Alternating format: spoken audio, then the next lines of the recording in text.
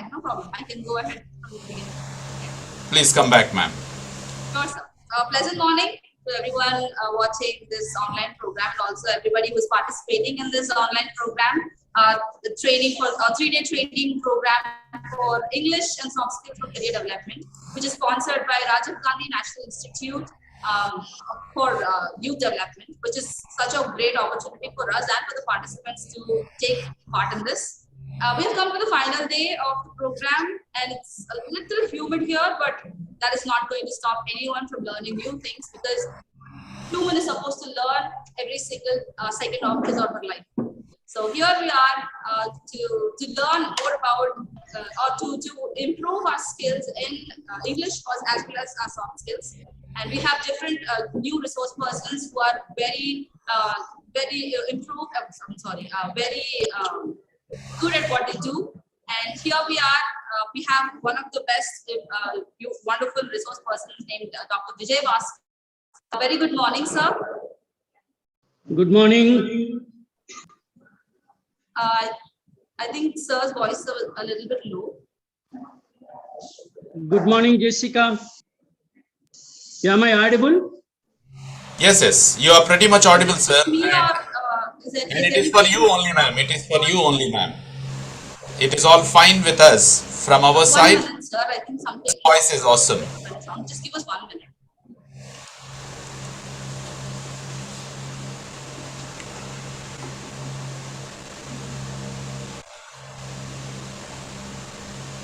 Meanwhile, Jessica comes back, I take a turn, and I'm very happy to be associated with Vijay Bhaskar sir. In fact, I call him as a legendary guru for me. In fact, I had an opportunity to work with him on his writings. In fact, it has changed my life altogether.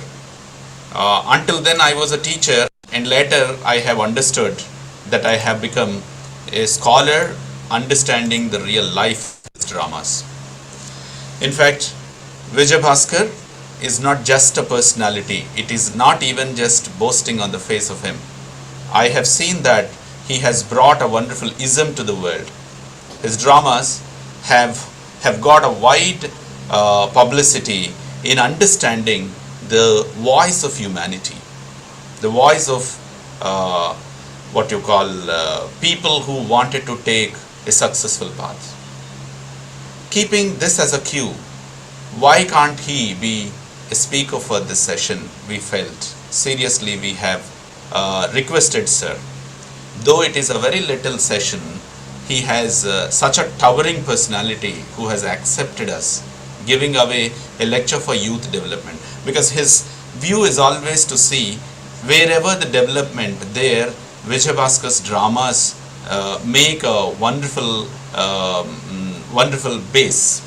So when I was studying his works well in advance, somewhere in 2000 like that, we felt like, was he really under pressure in writing this? And later, once I have associated with him for my PhD work that I have to submit to Andhra University, I have felt that sir has mentioned so clearly in his personal interview, before he wants to write a drama, he tries to get into the characters of him. He doesn't want to just create a character, he brings the character from his own self. In Telugu he says, Na anta sangharshane naatakaniki punadi antadu ayana. So such a wonderful character that we have within us, and I am very lucky. It is all my personal opinion. I am lucky to be a contemporary of Vijay Bhaskar in presenting a wonderful voice through his dramas. We see well in advance before the Munabhai MBBS or Munabhai Lage Raho or Shankar Dada MBBS movies were cast. This gentleman has written a drama in the name of The Return of Gandhi. Even recent times it has been even formed as a book and then released across globe. Especially in US it has got its own popularity. So he experimented the real-time life through drama very well. When it comes to talk about Vijay Bhaskar sir, like me, several students will definitely forget the rest of the situations around them. And I'm sorry, Jessica, you have given me just a vent and I dropped into, and then I have taken little extra time. But youth might have definitely understood that this gentleman's time for today, around 1.5 hours time, will definitely be giving you an opportunity to change yourself, how you have to think differently from your own life. Life is having a lot of windows. You need to think through a different window how you have to start your life and winning for your own success. So that mantra will definitely be found through Vijay Bhaskar sir's address. Right, Jessica ma'am? Yes, sir. Thank you so much. I didn't feel like you were prying into it. I was enjoying what you were saying. And when I was actually looking at his Vijay curriculum vitae and his awards, I was astonished. He's such a wonderful playwright, a Telugu playwright, a poet, a short story writer. And he has won so many awards. Like he has won Swarna Nandi, Silver Nandi, and so many other awards. And I don't want to talk too much. I have to give the time to him. I don't want to waste any more time of his. So Vijay Bhaskar, please take this time. Please, the stage is yours, and please go ahead. And he's going to talk about how life is affecting through drama. So we can let's hear it from him, sir. Thank you, sir. Please be our guest. Good morning, Haribabu Garu, Jessica, and other management of Lendi colleges, and also Rajiv Gandhi National Institute for Youth Development, and every participant who is now on the screen and interested to listen my few words, whether they are wise or foolish. So thank you very much. I think this training program is planned and scheduled in connection with the new education policy initiated by the central government under the leadership of the most powerful leader of the world now, Prime Minister Sri Narendra Modi ji. So now it is time to look at the universe in a different perspective. And it is also time to prepare the youth of India, the youngsters of our country, to understand what this country is, what is the greatness of this country, what is the glorious past of this noble land, where all branches of science bloomed long ago into full-fledged knowledges. So it is an occasion, it is the context to look back into our history, to glance at our past and revive the glory of our motherland. So there is a popular saying, any nation will be made as a result of its education. And remember, I want to request you, a citizen will be made as a result of what he was taught when he was a student. So if education plays very important role in shaping the nation, what type of education we are giving, what type of skills we are imparting to the youth, this is a big question that was never asked in the past, in the recent past, most probably after independence. Now time has come the leaders of this country started thinking about the future generations. When we think about the future generations, we have to take care of, we have to take into consideration the past, its glory, its nobility,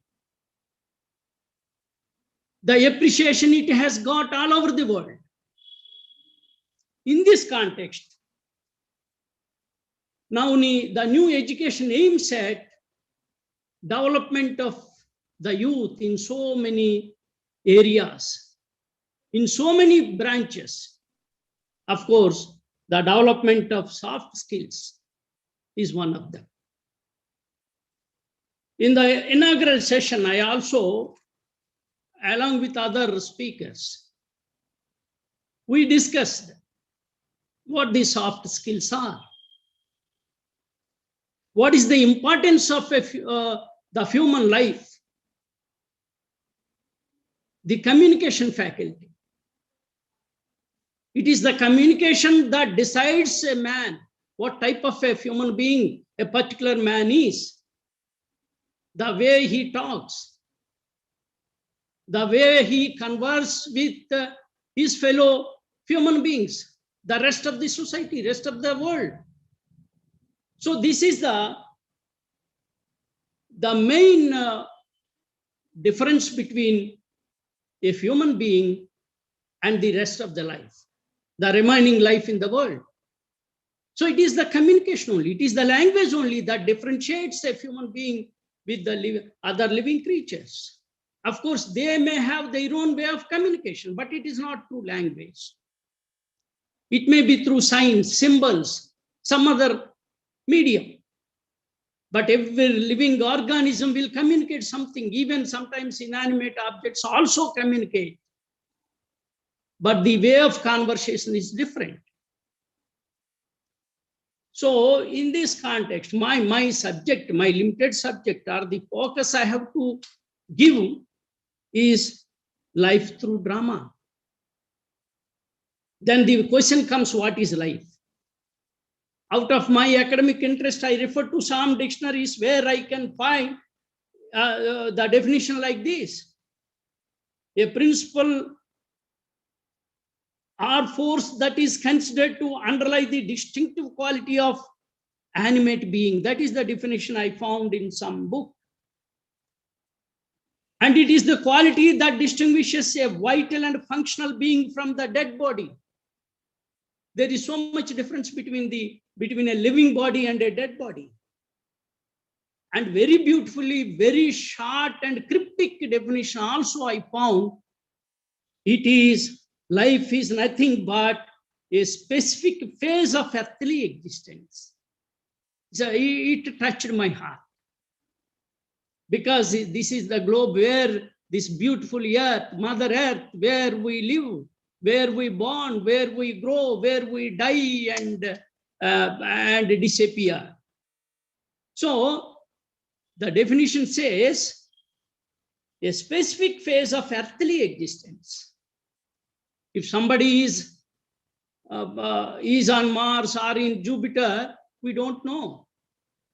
But as far as life is concerned, now the definition confines to earthly existence. If this is the life, then the other part, drama. What is a drama? What is a drama? There is, very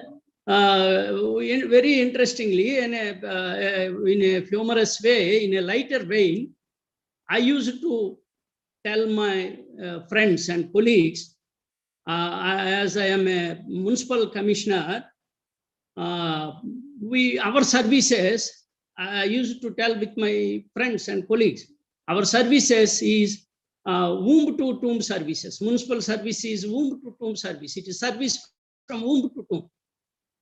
Because we administer the vaccine drops or medicines to a pregnant woman when the child is in the womb.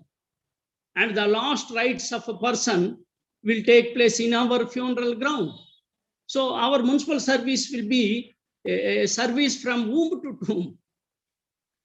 And the inspiration I got is from the life definition that life is a journey from womb to tomb. Then coming to the second part, what is the drama?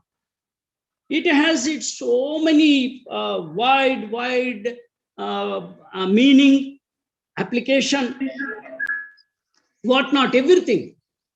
Drama encompasses the entire human life, entire society, the varieties of the human experiences. It encompasses, it envelopes. Drama is such a big canvas.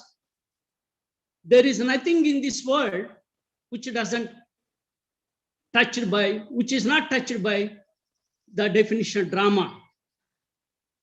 So Shakespeare, you all know, a famous English playwright, dramatist, whose name will be in this world till the end of this world. He has given a very beautiful, in one of his dramas, he said, he described life, out like a brief candle, out like a brief candle. Life is a tale told by an idiot, full of sound and fury, signifying nothing. What beautifully Shakespeare has defined the life, given the definition of the life. See, life is very short, we know. In the long process of time process, if a person lives, a human being lives for 100 years, 100 years is a very small. Recently, I have seen one photograph from the outer space of the outer layers of the space. Earth is photographed as a small speck. And that speck, the world is there. That in the universe, the world is, the globe is a speck. In that India, and in that, in a particular town or city or village, we exist in a particular house. So how petty, insignificant, ignoble and ignorable existence is ours. We have to understand. We have to understand the insignificance of human life on this world. So that is very important. So what Shakespeare says, out like a brief candle, life is a tale told by an idiot. It is a tale. Yes, it is a story. It is a tale. And who told it? It is a tale told by an idiot. Why idiot? Idiot will not have any coherence. Idiot will not have a logic in his narration, in his narrative. It may not have, he might not start his story logically, ends up logically. So that's why he compared the life with a tale told by an idiot, full of sound and fury, ultimately signifying nothing. What it signifies? He may be a king or clown. He may be a noble or ignoble, high or low. Whatever may be the origin of a person, growth of a person, prosperity of a person, position of a person, but ultimately he ends up with a fistful of ashes, signifying nothing. You might have heard about the emperors in the history, right from Alexander, Chandragupta, Mahapadmananda, Kanishka, till the present rulers. Alexander once, I remind you a very good narrative about Alexander. Before his death, he asked his generals, while taking him to the last rites, putting him in the coffin, he asked to keep his two hands outside the coffin. Why? They asked him, why we have to do like that? He told the truth of the life. See, while you people taking me to the burial, keeping my two hands outside the coffin, the people will understand that the conqueror of the world, Alexander, even after conquering the entire world, he is going empty-handed. He is not taking anything along with him. So that is the message he wants to give to the world. That is what he understood. That is what he realized at the last moments of his life. This philosophy may be understood by him at the end of his life. But here in India, where the philosophy, spirituality touched its maximum heights, the Himalayan heights, could tell this truth, even a layman in a village, in a rural background. Nowadays, you touch any person in the rural area, this philosophy, nothing worthwhile in this life. Whatever, all my feelings, all my aspirations, all my hopes, all my designs, whether they are cruel or helpful, ultimately end up with nothingness. So that is the philosophy where a lot of, a plethora of people, rishis, maharshis, told to this nation, delivered, uttered their messages one after another, about the hollowness of the life on this planet. The real wisdom one should have. One should, the bent of mind one should inculcate from his childhood is taught in this land. Was educated, the education was entirely on these lines. The material, when in the Western, when materialism was taught, spirituality, it is the spirituality which was taught to the Indian boys and girls. Of course, even in new education system also, is there one class, if I remember correctly, to take pride in the greatness of our history. The youth should feel pride, take pride in the glorious history of India. Then of course it is a different subject again, where the greatness lies. Is it in the superstitions that we practice? No. There are certain areas where India could hold its head high, where there is, India can be compared in any manner. So coming to this drama, because why I am so elaborately talking on this, the drama is one literary instrument where the philosophy, spirituality, materialism, don't think that materialism is an unwanted thing. Bhautika drushti, what we call in Sanskrit or Telugu, Bhautika drushti, that is also important. That should be there in the youth. So the materialistic outlook also we should inculcate.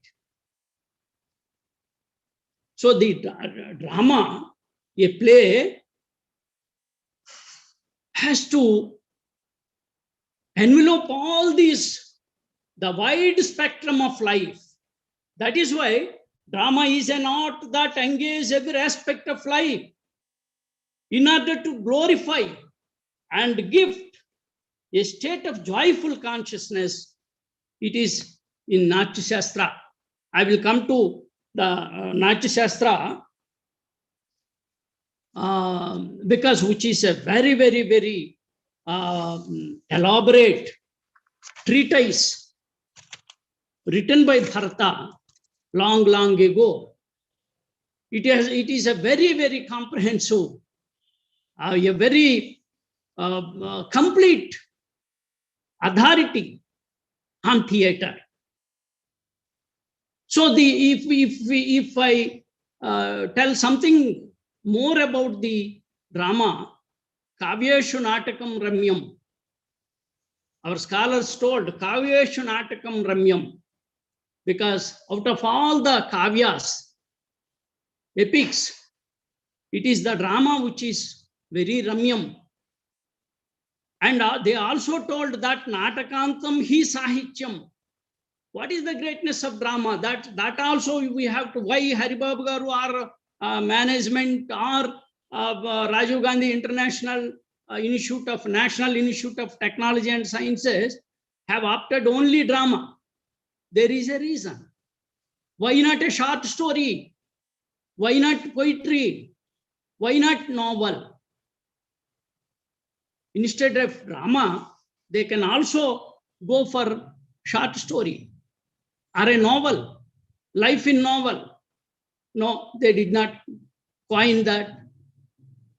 Novel in life in poetry. No. This is the beauty of drama is Natakantam hi sahityam, because in literature there are so many literary forms, genres. You know that most of there may be so many people who are literature students, and even though they are not direct students, most of you may have interest in literature.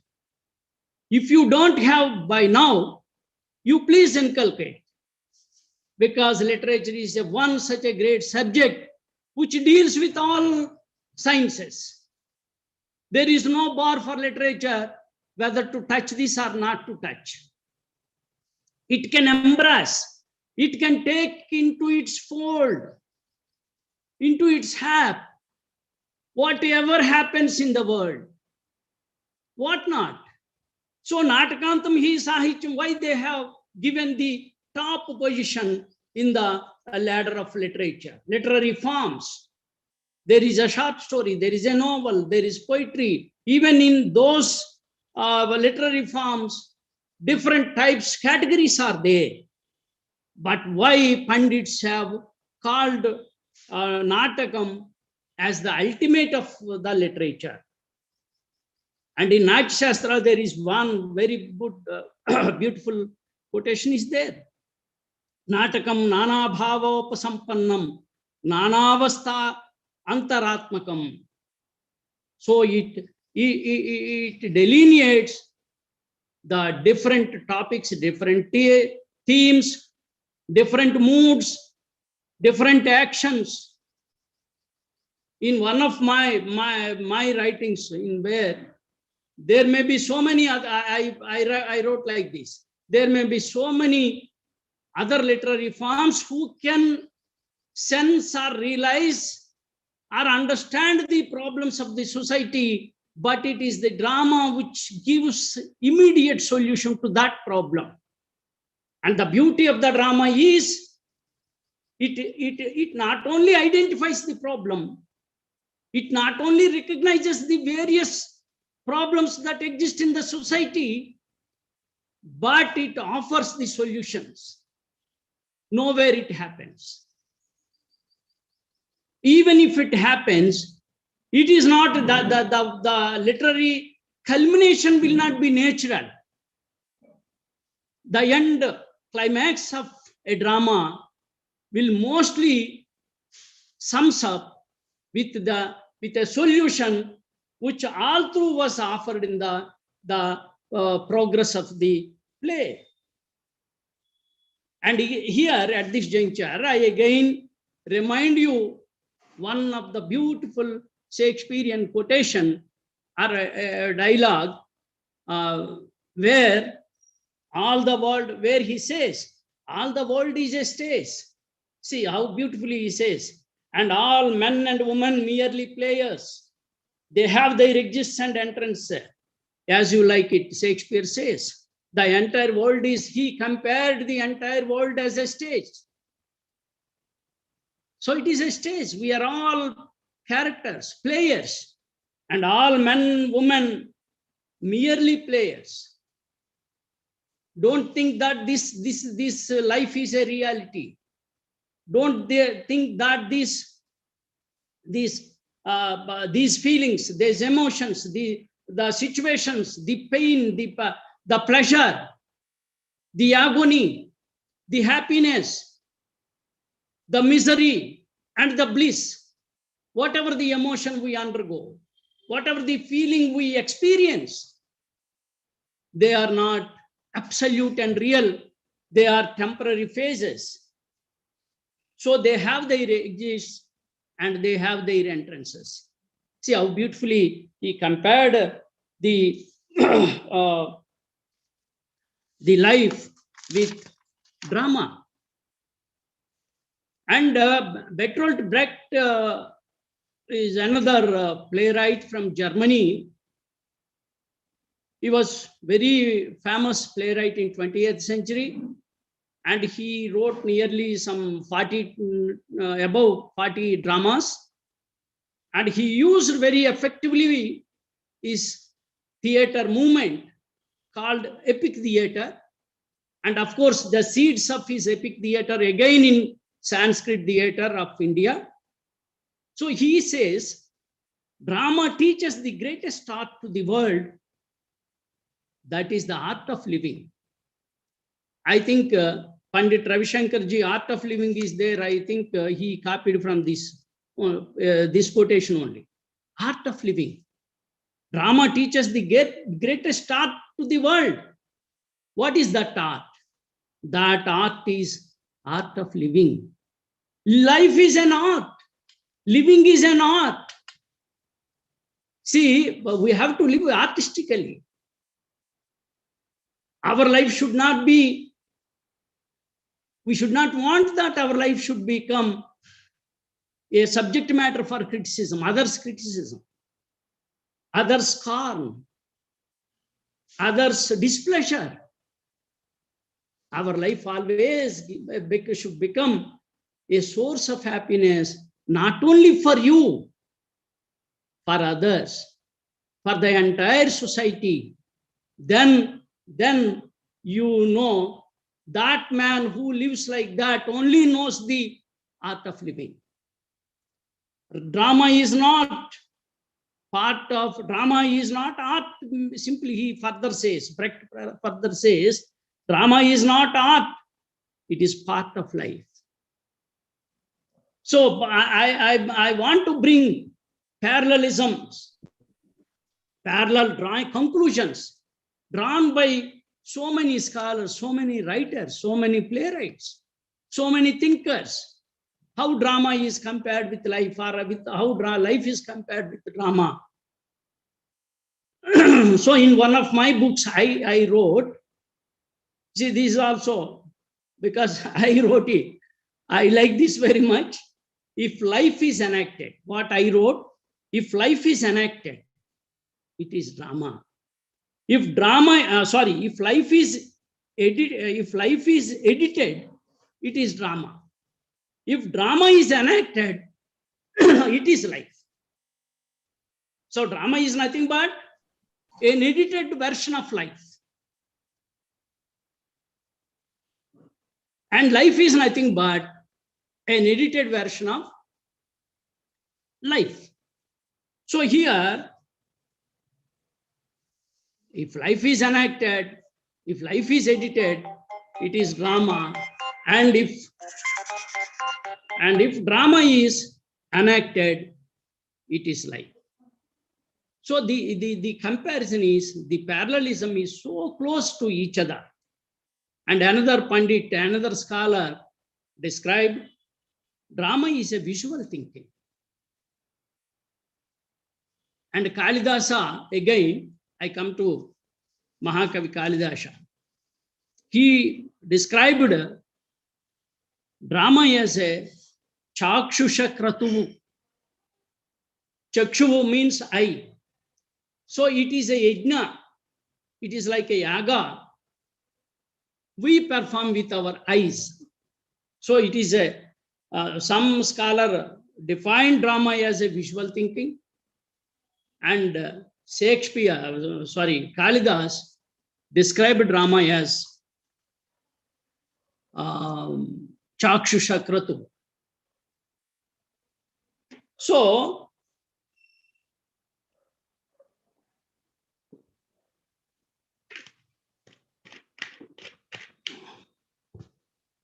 the most powerful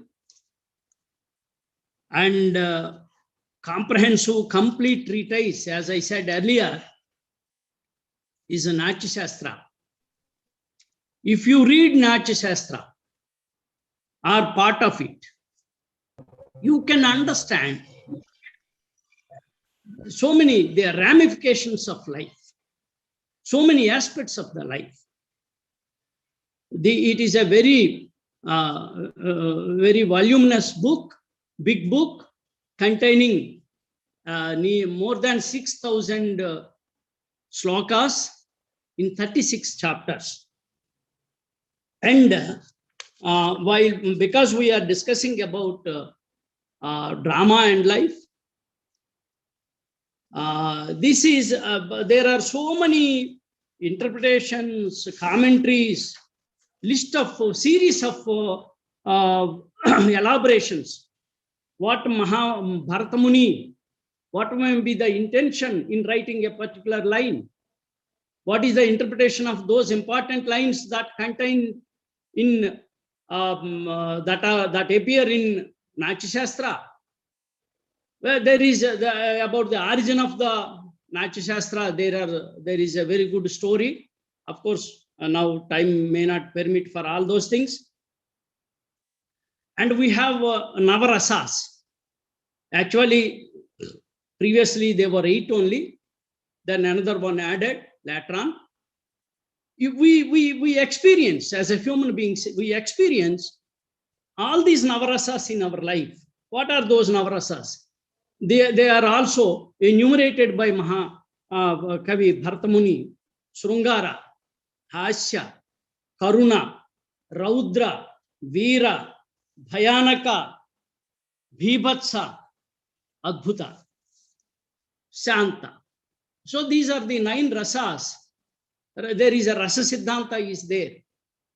Bhava, Vibhava, Anubhava. There are so many slokas are there in Nychastra. So you have 36 chapters, more than 3,000, 6,000 verses, slokas.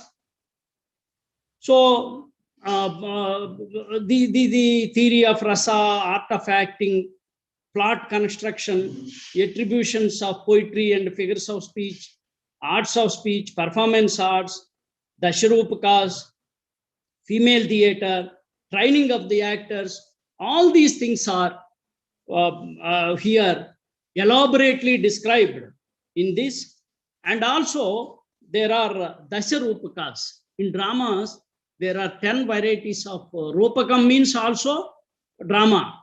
It is another word, natakam. Natakam. What are these 10 dasharupakas are?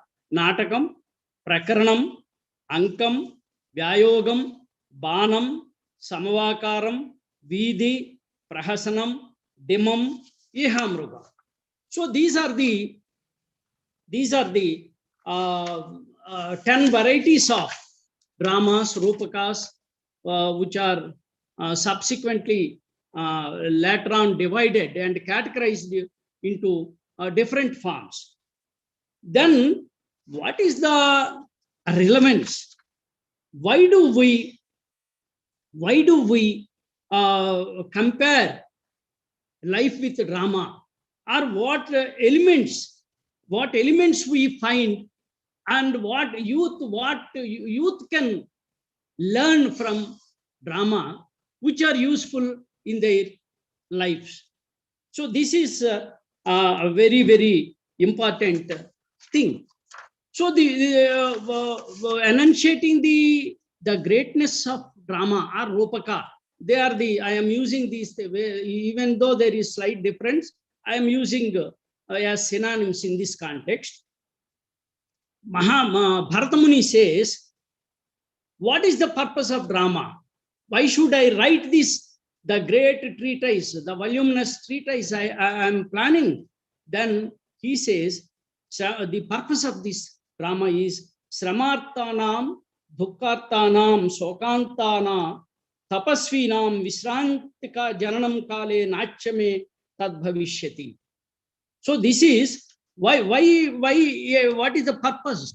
Why should I write such a book which deals with the Nychastra?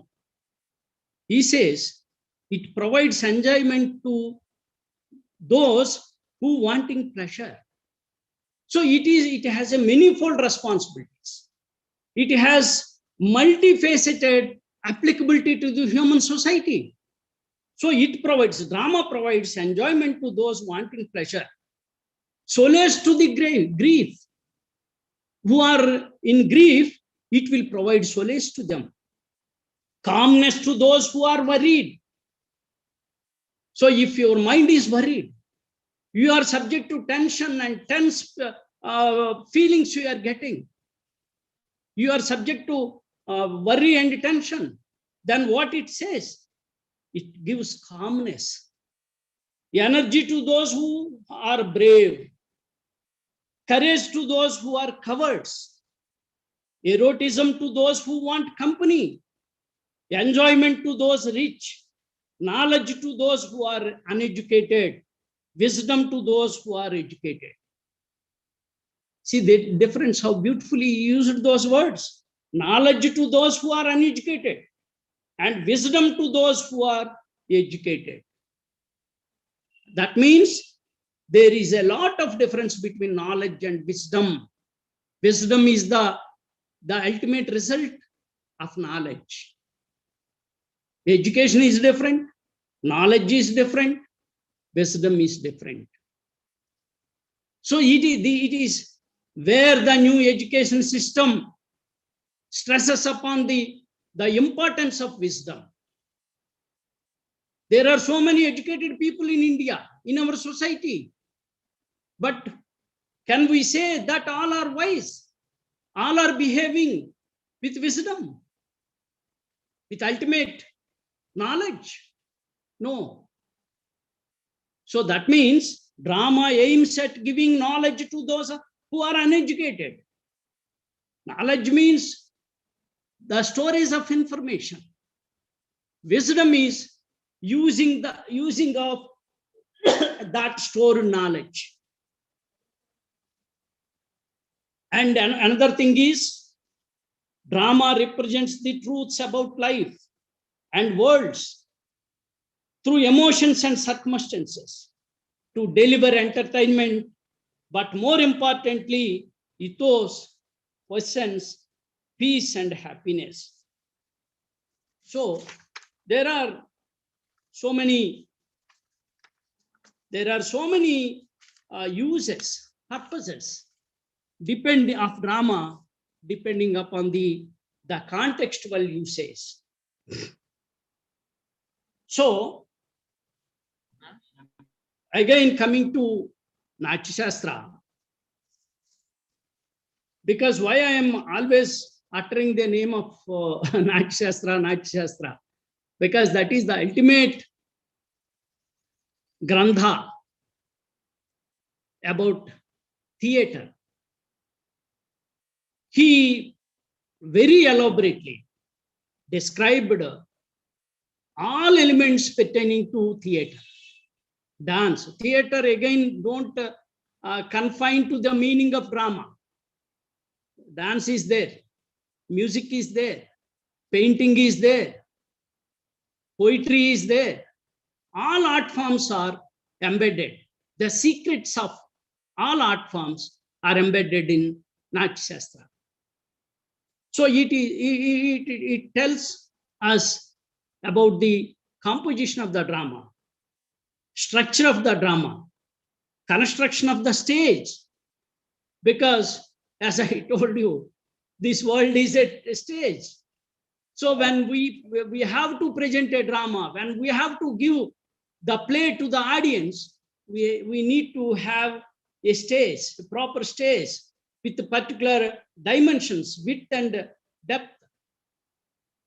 So see, even this beautiful year, if you compare this world, this earth as a stage, it has its limitations, dimensions. You see, the width of the earth, the length of the earth, the weight of the earth. So everything can be measured. Everything will be within its limitations. See, for me, the beauty lies in limitations only. And again, makeup, aharyam. Well, in Sanskrit, we call it as aharyam. And costumes, role and goal of the director, musical scales and musical instruments also. He told about musical instrument, what type of musical instrument has to be played for invoking a particular rasa. As I told you earlier, there are 9 rasas. So if you invoke the Swaka rasa in the audience, you can't play a mischievous tune. If you want to invoke the humor in the audience, you can't play a grave, serious note in any instrument. Integration of music with the art performance. And already we dealt with in this particular treatise. Then coming to the again this soft skills. What is the main purpose of these training classes for all these 3 days? See, communication is very, very important, plays a very important role in human life. Little elaborately, I discussed in the beginning of my lecture. So communication is also broadly categorized as 4 types. One is verbal, because with language, and the other one is non-verbal, gestures, and the written and visual. Drama is a visual communication. Drama is a valuable form of communication also. All the soft skills enlisted in the previous sessions, suppose take for example empathy or emotional intelligence, communication, teamwork. Empathy is placing yourself, not sympathy. You know the difference between empathy and sympathy. So those who have that empathetic mode will be having more sympathy towards the world, towards the sufferers, towards the underdog. So you can understand this element of empathy is well narrated, experienced in the drama, medium of drama. Because if you want to play the role of a king, you have to behave like a king. You have to place yourself in the shoes of a king. If you want to play the role of a clown, a buffoon, a humorous character, then you have to place yourself in the shoes of a clown. If you want to play a role of a poor farmer, you have to place, or a beggar on the road. You have to place yourself in the shoes of a beggar. Unless you have an empathetic mood with the characters you are going to play, the play will not be the role. You can't successfully enact that role. See, all soft skills are there in the drama. That is the beauty of the drama. As I told, I've been telling you since my beginning of my talk. Communication. This is again, it is drama is the main source to develop your communication skills. You have to get the mastery over the language. How do you communicate effectively? Because unless you have a mastery authority on the language in which you are speaking, so the communication will not be effective. And your communication should be very simple, not complicated, not a complex one. People should understand your communication very easily. Suppose you want to communicate in a bombastic language, you should have authority, but all the times you are not expected to communicate your authority in that particular language, mastery in that particular language. You have to be very simple, and your ideas have to be communicated than your language to be communicated. It is the ideas very important. What you want to communicate are more important than the vocabulary you are going to choose. Then teamwork. Here again, drama is always samahara kala. Drama is described as a samahar kala, sahakara kala. It is a cooperative art. It is a group art. It is a team art. Unless there is a teamwork among the artists, director, musicians, so the entire theater group to be there with cooperative with each other, cooperative with one another. If this cooperation is not there, if this teamwork is not there, you can't present a drama very effectively. On the other hand, it will be a failure. Even to enact your own role very effectively, you need the cooperation of your co-artist. If he whatever you say, when you utter your dialogue, communicate your dialogue, there must be reaction, equal response from your co-star or co-artist.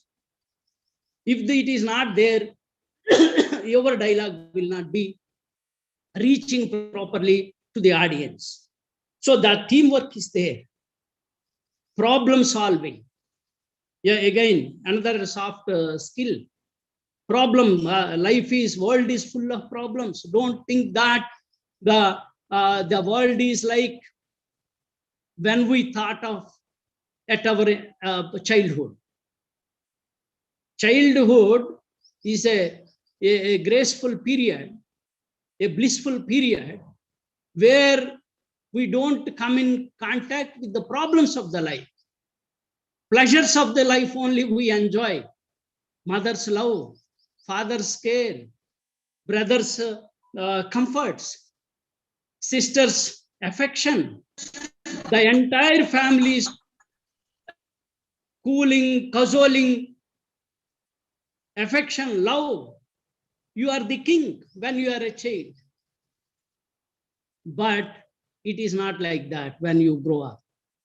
When you grow up slowly, the problems will also come before you as slowly, as faster than your growth.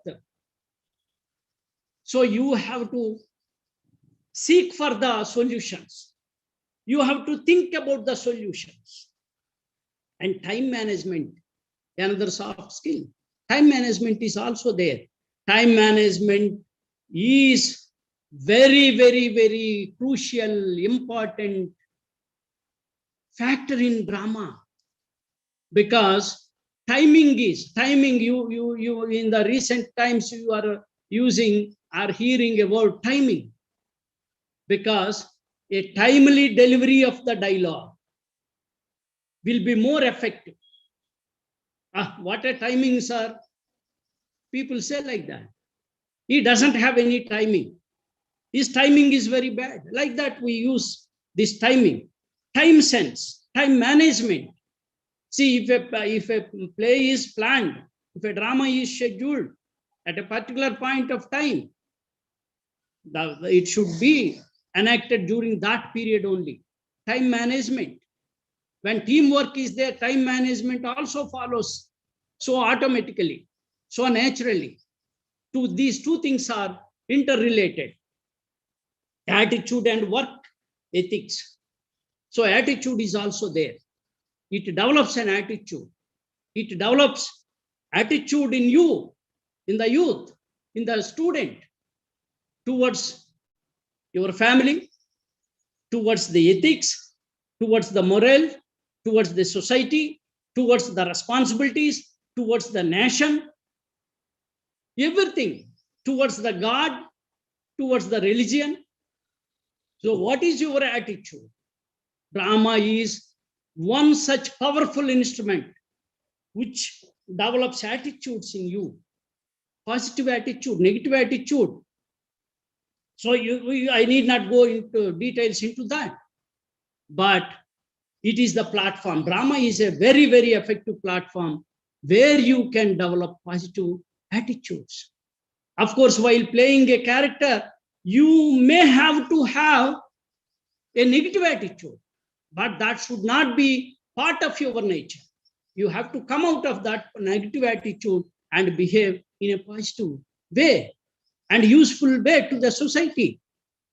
See, the ultimate purpose of the life, as our elders, Pandits, Rishis, Maharshis told, it is the goal of the human life is not to satisfy your anger, satiate your luster, satiate your greeds, satisfy your demands, deep desires, and ultimately go deep into the earth. No, it is not the purpose of the life. What our rishis told us, be useful to the society, be helpful to your neighbors. So there are so many ethical perceptions which keeps the human beings always very congenial to the rest of the society. So adaptability, another skill, adaptability. You have to adapt to the new situations. So in a role, in a drama, what happens? A rich man in the first scene will become a pauper, a beggar in the third or fourth scene. Then there is a fall, a downfall in his character. A beggar cannot behave like a king or a business tycoon, a multimillionaire. There is a shift, a deep shift in the character of in these two characters. The character is maybe one, but two dimensions of a character. So you have to adapt yourself, your body language, your gestures, your tone and tenor, voice modulation, dialogue delivery, everything get changed between the first scene and the fourth scene, where a multimillionaire becomes a beggar. So adaptability and climactic adaptability, social adaptability, moral adaptability. So all these things come under adaptability. And self-confidence. This is very, very important for you.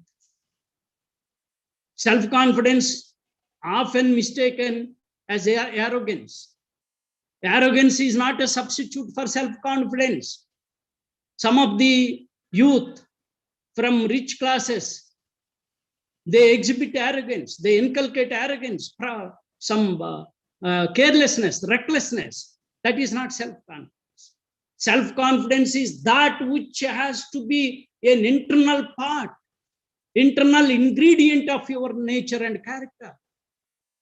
It is not an outward exhibition of your pomp and prosperity. It is not something show put up. It is not self-confidence.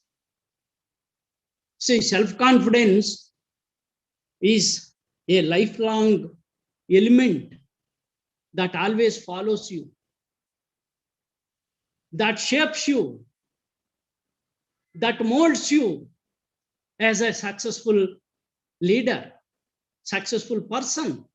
You need not be a leader. You may be a follower, but you should be a successful follower.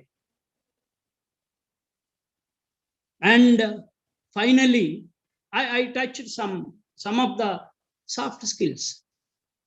There are so many things. Every skill is, of course, related with mind and heart, is a soft skill.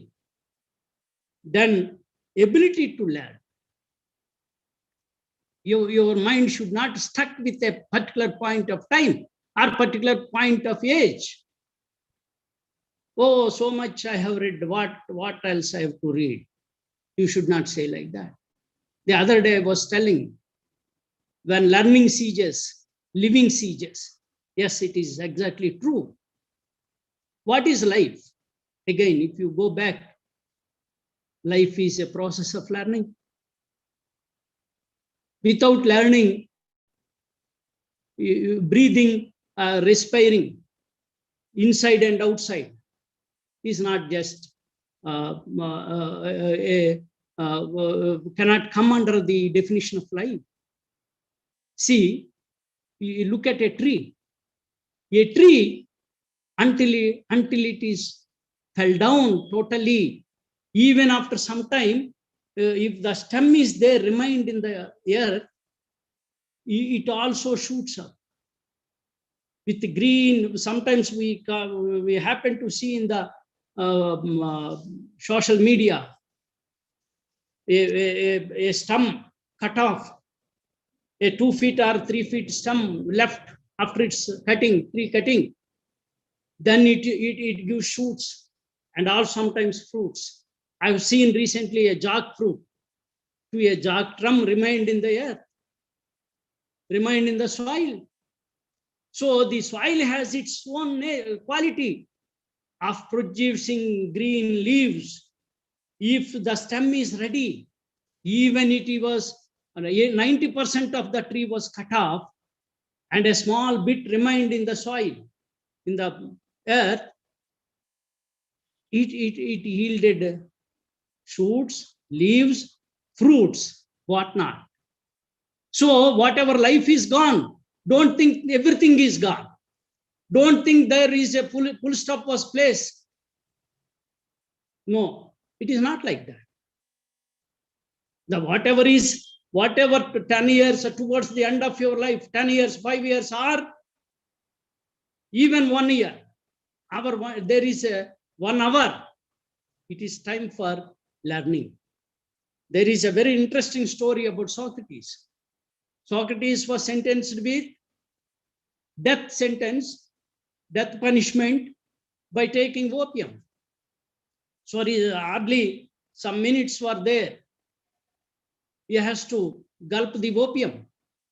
But before, the opium vessel was given to him, and he saw through his window a tree, and under a tree there was a beggar musician playing the lyre. That lyre is a small instrument, rural instrument. From that lyre only lyric came. So he was playing.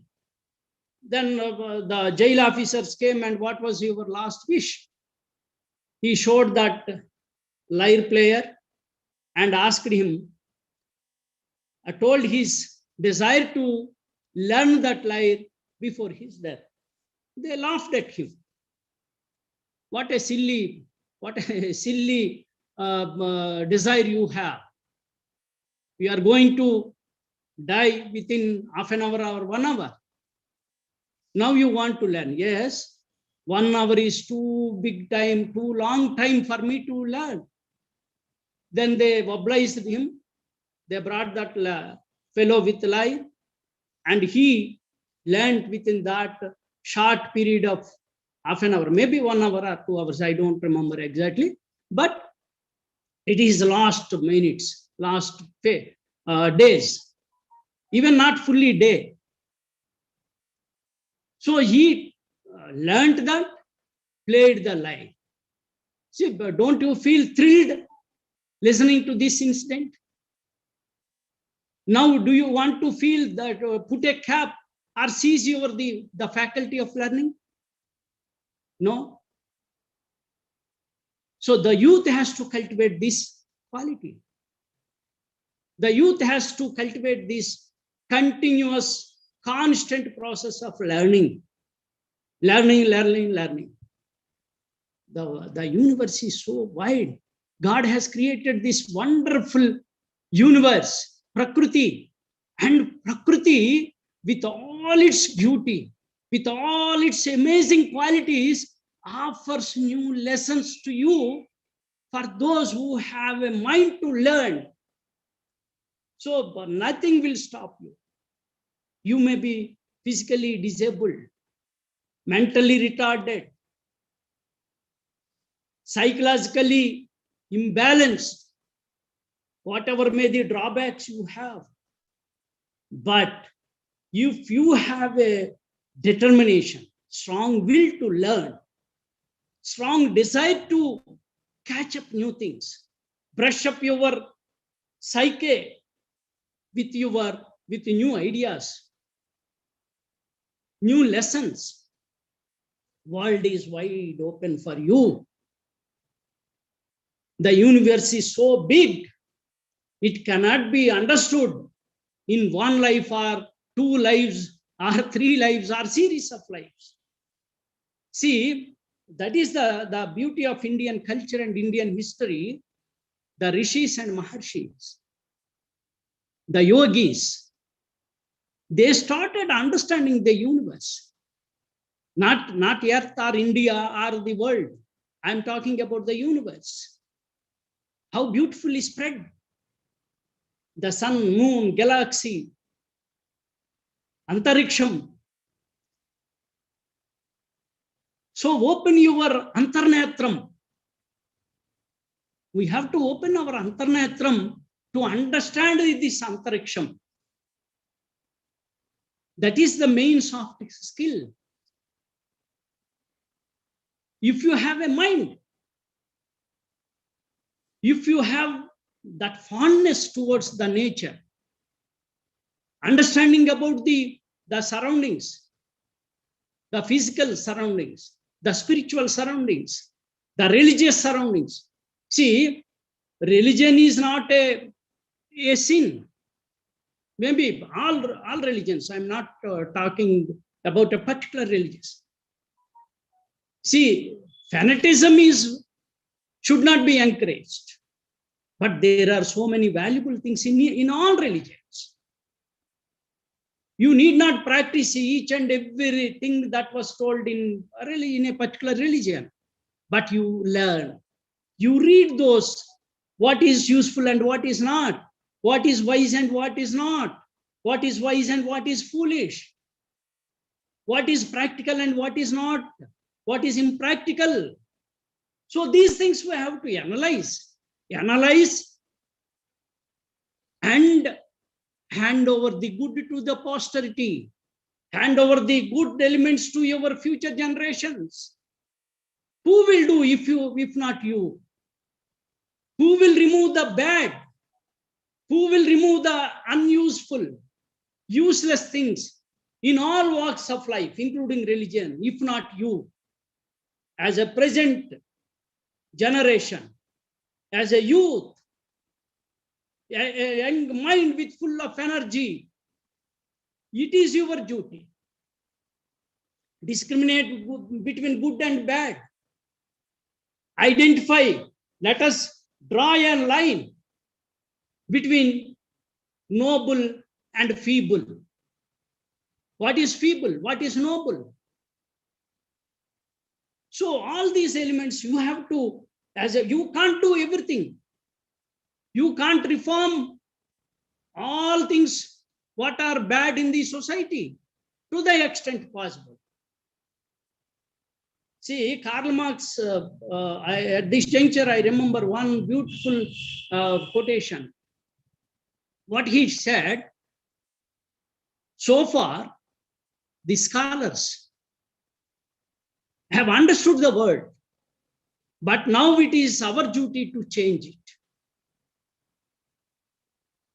So our ancestors, our forerunners, they have analyzed the world, analyzed the society to their limits of understanding, and left the responsibility of changing it, of transforming it as a useful one to the maximum number. That is the utilitarian concept, what Gandhi propounded. Maximum utility to the maximum number of the people.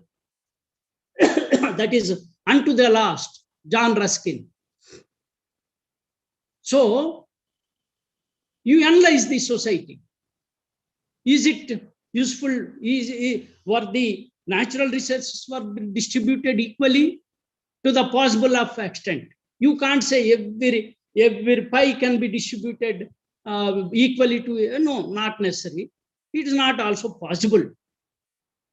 But how far we are depriving the rest of the society? How far the society is equitably, the natural resources are equitably distributed among its citizens? Are you satisfied with the present system of distribution? So like that, you have to analyze the society. You have to interpret the society. So many things are there, left unintended, left unthought, thought of. So it is your duty. See, don't think soft skill is always a communication. It is communication is only one.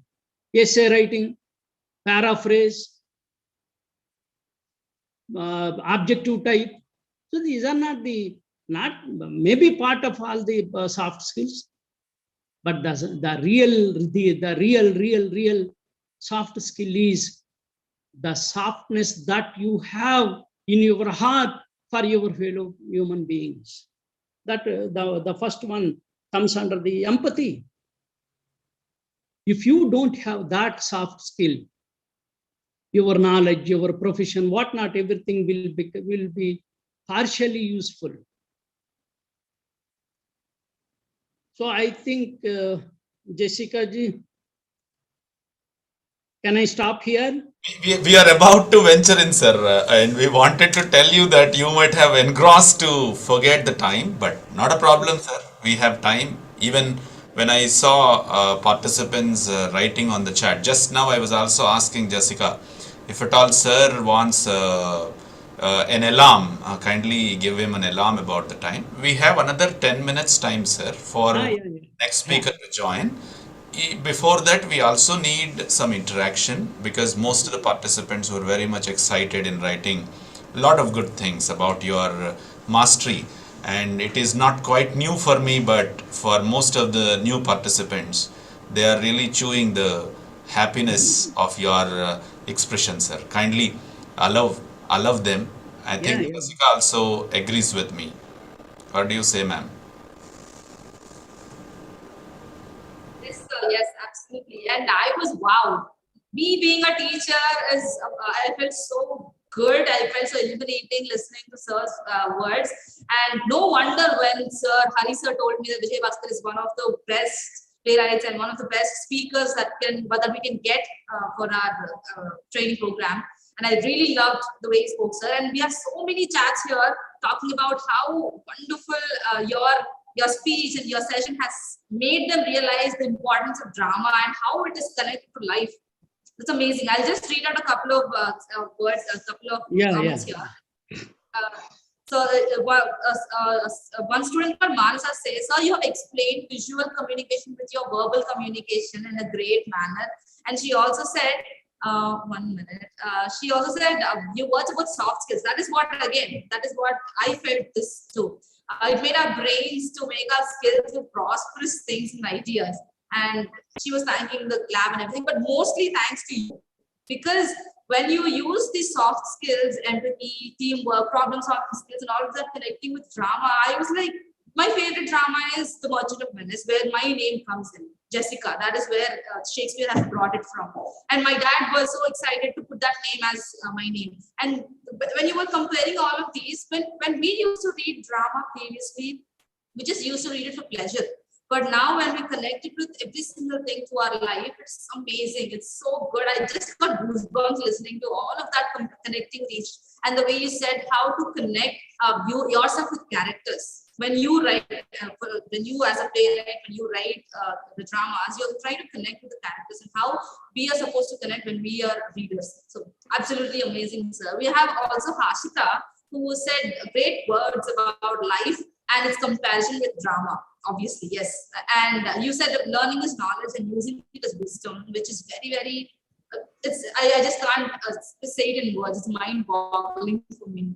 And she said that you made her realize how important Nychastra is for her and for the participants, the whole participants who are watching. And I'm pretty sure everyone who is listening to it or who have listened to it till now really thoroughly enjoyed the session. I would love if you could speak more time. But it's just that since we have this time constraint, we are unable to make it further. But really, really, thank you so much, sir. If there's anyone who would like to give their opinions or if they have any queries to ask, sir, please do. You have time, another 5 minutes, so please go ahead and ask.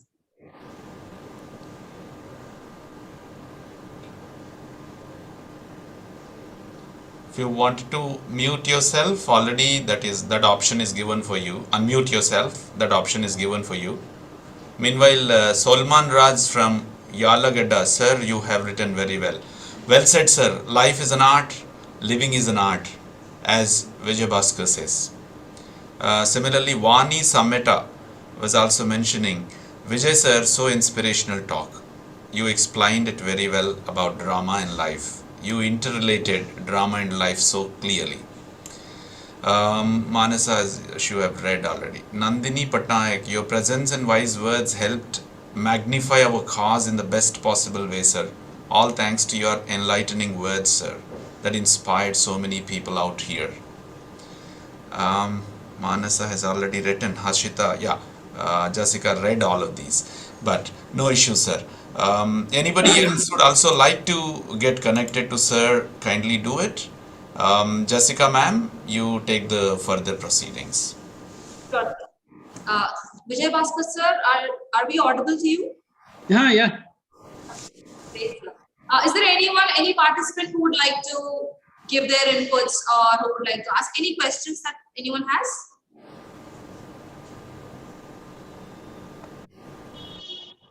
All right. Okay, thank you. I thank Sir, you. Haribabu sir. Yes. Iswar Rao, please tell me, sir. Sir, about this, sir, I would like to ask two queries, sir, to Vijay Bhaskar, sir. Okay. Sir, good morning, sir. I'm R. Ishwara Repalli from M.R. Gaud Sanskrit College, Telugu student, sir. Okay. Sir, I have two queries, sir, about drama, related to drama. Sir, in Sanskrit, there is a sloka, Kavyeshu Natakaramyam. Natakeshu Sekuntala. Kavyeshu Natakaramyam, Natakeshu Sekuntala. Tatrapi Cheturdankaha, Tatra Sloka Chatustayam. Yeah. Sir, there are so many dramas like Bharave, like Bhasa Nataka Chakram, so many dramas in Telugu and Sanskrit and English. But what is the reason behind this only Kavyeshu Natakaramyam, Natakeshu Sekuntala, Tatrapi Chaturtanka, Tatra Sloka Chatustayam? What is the reason, sir? Yeah. See, drama always gives utmost importance to the human feelings. So, Shakuntala was so well described, the character of Shakuntala, and also the play, knitting of the play, scene division, emotions. In your Chaturdanka, what is there? He, Kanva Maharshi sends Shakuntala to the king Dushyanta. So Yes, how sir. a father, there are 4 slokas, I think. Yes, sir. In these 4 slokas, the Kanva expresses his parental feeling. So the parental feeling and the filial love, these 2 things are permanent among the human beings until the sun and moon survives in this universe. Even it is applicable to the lower animals also. It is not only confined to the only human beings. So that's why it was the importance of Shakuntala is described, and it is a big topic because you are from Sanskrit college. You are more well versed than me because I don't know Sanskrit. I only whatever I tell that only I read through English only. And the amazing thing is, you are as an Indian and you are asking like that question to me. But Goethe, the German writer, you know that incident. When he read that Shakuntalam, he danced in rapture.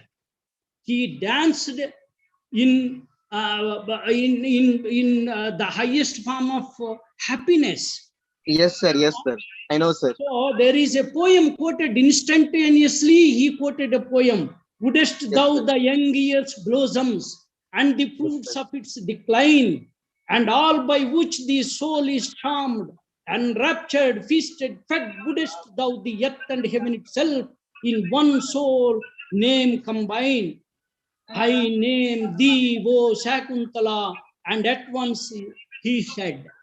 So Yes, that sir. is the rapture, that is the Ananda, Paramananda, Brahmananda, while Goethe experienced while after reading Shakuntala. Yes, sir. Okay, it is a big debate and needs a lot of time to discuss all these things. Thank you very much, Ishwar. Thank you, sir. All right, thank you, Ishwar, and thank you so much, sir, once again. And since we are exceeding the time, you can post the questions in the group if needed, and we'll definitely let it be known to sir, and he can answer them later. Thank you so much, sir. Once again, thank you for your valuable time. I must thank you all, especially Haribabu Garu and his team, English and Lendi Management and Rajiv Gandhi National Institute of Technology and Engineering, and for giving me this wonderful opportunity to ventilate, to share some of my feelings about drama and life through to you all. Big gathering consisting of, in the starting I have seen more than 100 people on the screen. So I once again thank you all for giving me this wonderful opportunity. Thank you one and all. Absolutely, we are so honored to have listened to you, sir. Thank you once again.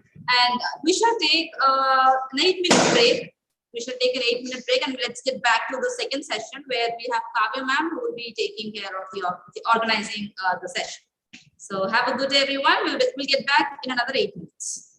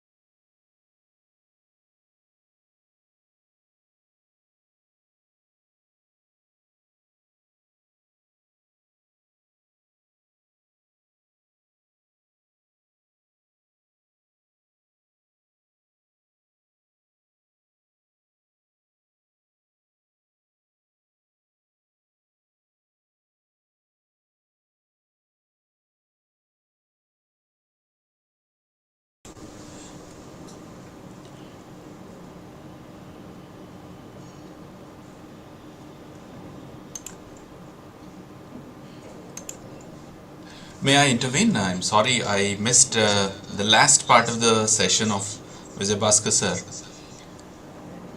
Is Jessica or next repertoire is ready? Yeah. Kavya ma'am, are you? Yes, sir. Nagaraju sir is also ready on the screen. I have been watching him for the past half an hour. Thank you very much, Nagaraju sir, for your patience. Thank you. I've been off and on at times. I was actually in another meeting, but I know, sir. finally I'm here. I know. Thank you so much, sir, Thank for you. your patience and then grace towards Team Lendi. Thank you so much. You are one of definitely the best inspirational Oh. personalities for us. Behind all of us, you are always there with a gracious, I am with you always. gracious presence. Right, and before Nagaraju sir's introduction, I would like to take this platform as an opportunity to wish all good luck for my guru, Vijay Bhaskar sir. At the end, sorry, some preoccupation disturbed me to get back to the campus work.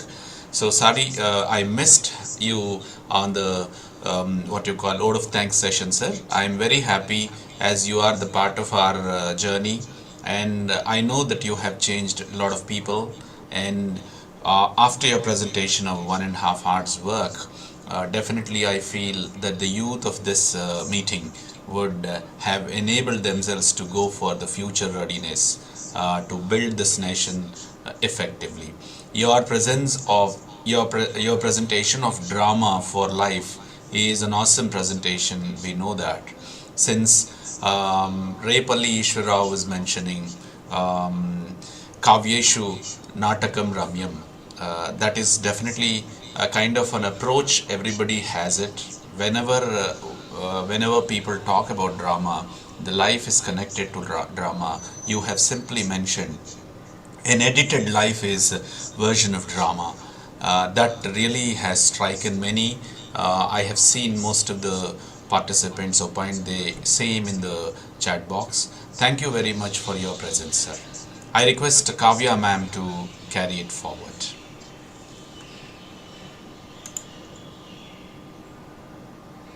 You have to unmute yourself. Thank you so much, Hari sir. And adding to Hari sir's words, yes, it's really pleasure hearing Vijay Bhaskar sir's words and the way he described each and every point, touched each and everyone's mind for sure, and related at some of the other point. And that is really fantastic from Vijay Bhaskar sir's side. And I, even me being a trainer where I got touched with the mark called soft skills trainer, and you relating that with the other points is also very interesting, sir. Thank you so much for being a part of this, and it is my pleasure to listen to, sir. And now coming to the another dynamic personality, Nagaraju sir. And as soon as Hari sir mentioned Nagaraju sir's name and he is talking about Nagaraju sir, I was like, oh, sir is also a formal trainer and I really happy to contact him. That is what my first expression was that time. And after looking into his profile, I was like, yeah, the most experienced person and the present youth must hear him and understand the importance of each and every skill. Because always, as Hari sir says, that experience speaks a lot. Whatever we read, whatever we do, rather than that, when an experienced person talks to us and tells us something very important, we take it to granted and we understand because that is out of the experience. And that such kind of experienced person or dynamic and versatile personality is our Nagaraju sir. You are right in front of us. Coming to the profile of Nagaraju sir is dynamic again because it is also, he has a title called Lion Nagaraju, where graduated from highly coveted Lion Certified Instructor and program of Lions Club International, and has organized innumerable training workshops for the Lions leaders. Is it not astonishing to listen all these kind of things from Nagaraju sir, about Nagaraju sir? Actually, it is really a provoking thing for me to know about Nagaraju sir. And now coming to his experiences. It is again a very interesting thing to know. He taught English language and literature to graduate and postgraduate students at various colleges, and till he retired from the government service, that is in 2012. So we may know that, we can understand that how experienced he is. And earlier, he also served as principal for postgraduate college for 5 years, and that is not an easy task, where we can easily say that he has that managerial skills. And of course, he is master trainer in communicative language teaching techniques, certified, I proudly announce, certified by the US Department English Language Fellow Program. And he has conducted more than 200 training workshops for many universities and academic institutions. He co-authored and edited 4 textbooks for the university and polytechnic students, and designed learning materials. And he also, this is again very interesting, quite interesting point to make underlined by everyone, that more than 50 TV lessons for degree and intermediate students were also given by Nagaraj sir. And such an inspiring journey when I have gone through the profile of Nagaraj sir. It's really a pleasure to be a part of this 3-day training program and to come to know about each and every individual and their experiences. Oh my God, the people who are, whom we are getting exposed to as the young people, getting to know about the experienced people like this is really a bliss for us, for the trainers and teachers like us. I must really thank all the resource persons who agreed and be with us for all the 3 days. And I also thank Hari sir for making us a part of this, because it is our pleasure. Thank you so much. And Nagaraj sir, we welcome you, a hearty welcome from Team English from Lendi, and a pleasure to see you on screen, sir. And now the place is all yours, the floor is all yours, the screen is all yours, and I am all ears to listen to you. Thank you so much. Thank you, Kavya. Thank you very much. That was pleasure listening to you. And then, that wonderful list of accomplishments which are listed, of course, in my profile are once again pleasure to listen to my own praise. Right. And whenever I come to Lendi, I feel so very happy, so very excited for many reasons. One, the way Lendi organizes things so very methodically, and also the way they keep us updated on every little thing that's happening. They keep us reminded. I think every day, every half an hour, Kavya call me and then she'll say, sir, your session is tomorrow, your session is half an hour later. And this is something very wonderful, very personal touch they give to the guests. And that's why I love coming here. In fact, I asked to be here. So that's why I consider it a very special privilege that has been given to me. And I would like to now go on to the topic. I must thank Hari sir also for this great opportunity that has been given me through this program. I would like to congratulate the team for planning something like this for the youth, the need of the hour. It's not only just for teachers and students, not only just the routine things that every university, every college has been doing these days, but something extraordinary, a very, very special opportunity that's now given to the youth, especially considering their employability opportunities in the near future.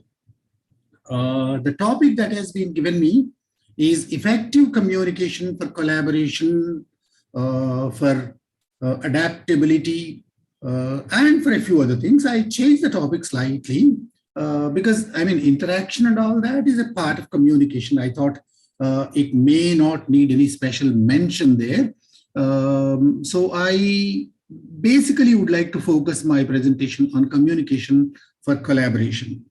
Before I begin, I just would like to deviate from the guidelines that I don't know if they have perhaps been given to you. All of you can keep your cameras on. All of you can keep your microphones also on if there is no noise and disturbance around you. If there is some disturbance, you can keep them off, and then whenever you want to speak, you can unmute yourself and address.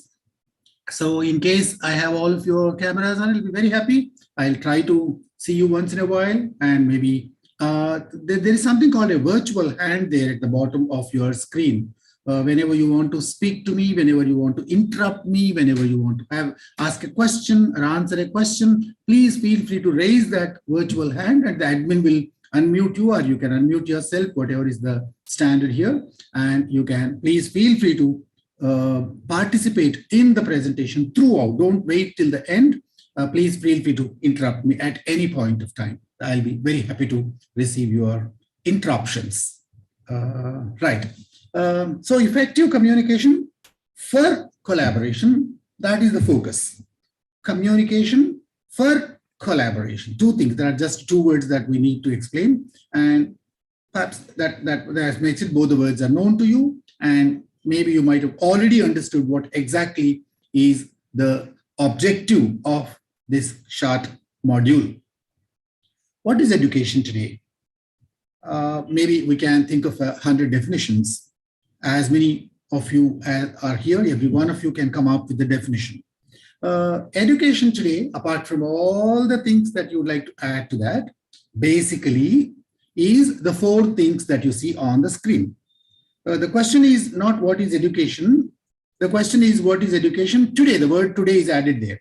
So what is education perhaps has hundreds of meanings, but in the today's context, in the current context, in the current scenario, education is basically, specifically thought to be these four ideas.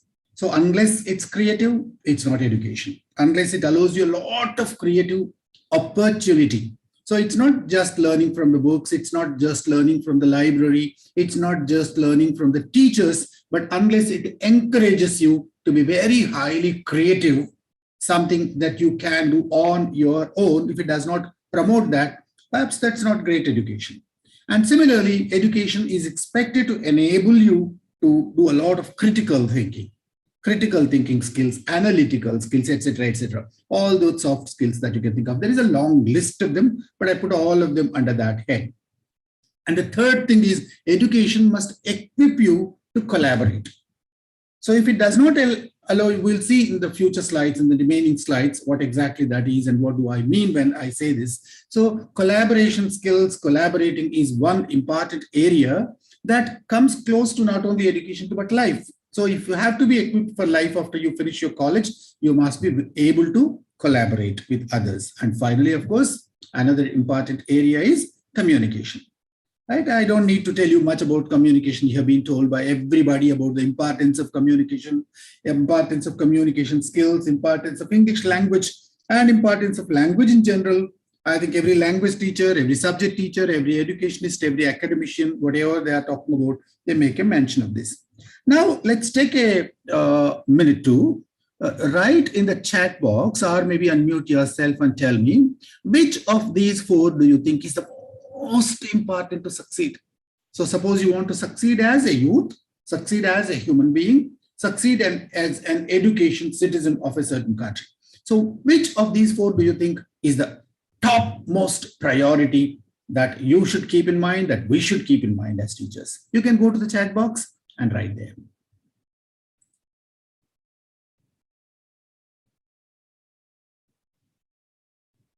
So first priority may be communication. One second, will you please be a little louder? Sir, I'm Kavya, I'm talking to you right now. So first priority may be given to the communication. Yes, Smita Algan had said that. All right. Birjadar also had said communication is the most important. Yes, I agree with you. Anybody else? I want quick responses. I think all of you must be there. Are quite a lot of you. The more you use the chat box, the more interactive it becomes. Oh, Ramarao also says it's communication that's the most important.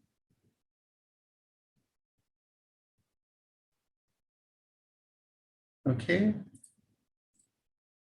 Only 3 of you have answers.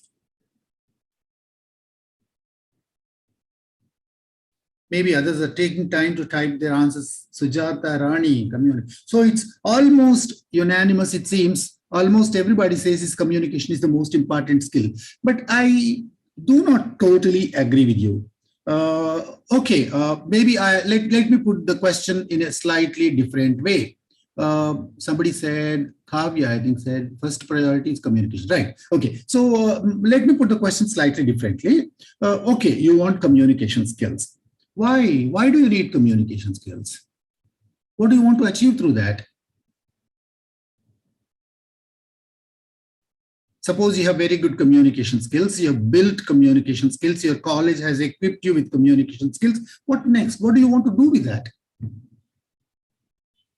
Is communication is an ulterior goal? Is it the final goal that you set for yourself? I want to be a good communicator and I am a good communicator. So what? Does it help you in any way? How does it help you?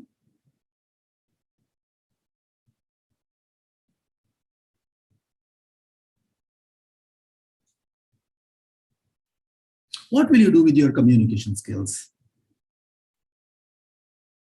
If you want to succeed in life, if you want to achieve something in life, if you want to do something good in life, if you want to share knowledge, of course, you need communication. But why do you want to share knowledge? You are knowledgeable already. You know everything.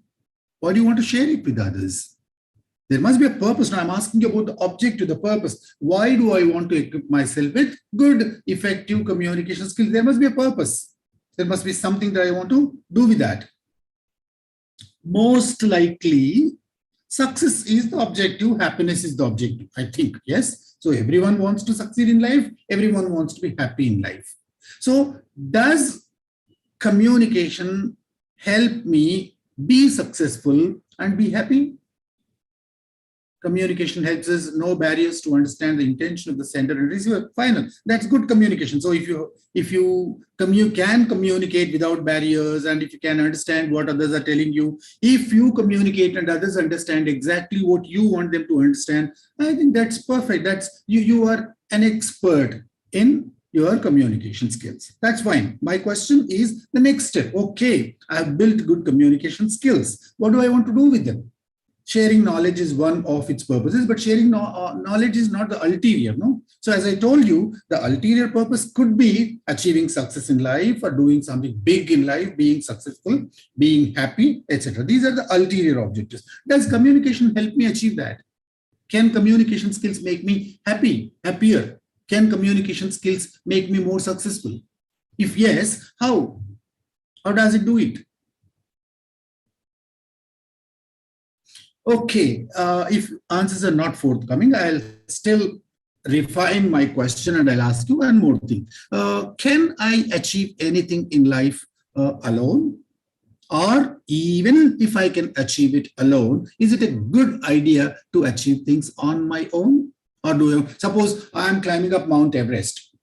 I'm at the top there. I'm at the peak of Mount Everest and I'm alone there. There's nobody around me.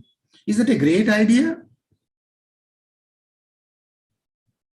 You have achieved success, you have won first division, you have won a gold medal, but there's nobody around you to celebrate along with you. And then you just have won the gold medal and you are looking around for celebration, there's nobody with you. Is that a great idea?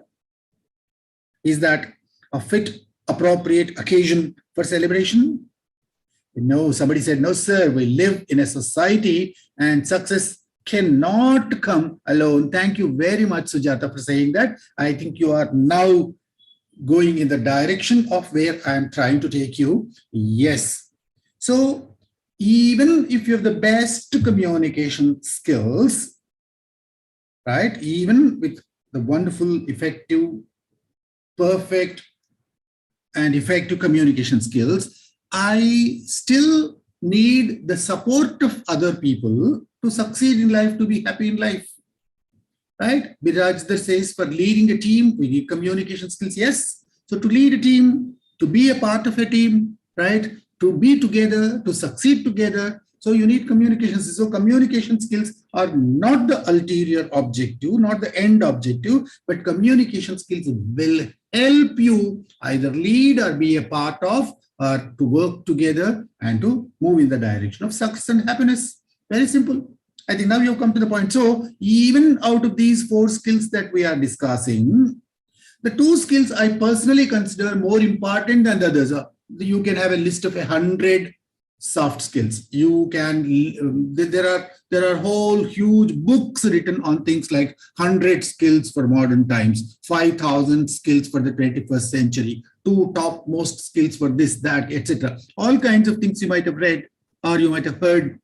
So despite that long or short or whatever list of skills that you might have heard about, I would like to place on the top these 2 skills which are going to make life happier for us, more successful for us.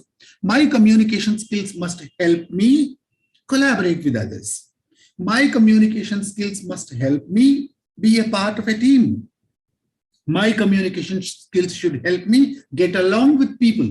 So if we can team up with people, if I can work in a group, if I can collaborate with others, if all of us can work in a common direction, I think then success and happiness are there. Otherwise, just having mere communication skills, good communication skills is not enough or is not the ultimate goal. So the ultimate goal is something beyond that. So we are going to look at these 2 things today, collaboration skills and communication skills. Let me begin with a cartoon. You see a cartoon on the screen now. I think you can easily understand what that is. Can you please write in the chat box, what do you think about it? Or would you like to unmute yourself and say something about this? What has happened here?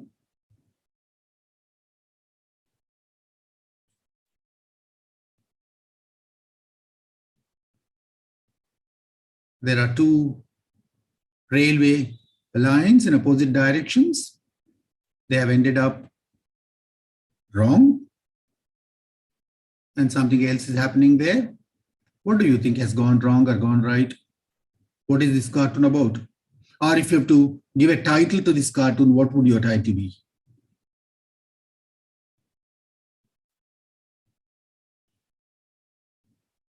How is it that I don't see, anybody commenting or anybody unmuting? I think, do you need to be allowed to be unmuted or you can do it on your own? I don't know. I told you already, if you can raise your virtual hand, you will be unmuted. So, if anybody raises hand, please unmute them or give them permission to unmute on their own.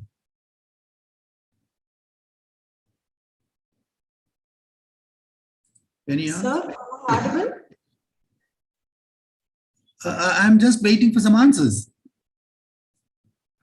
Yes, sir. Yes, sir. May I tell my perception on the picture? Yeah, please do that.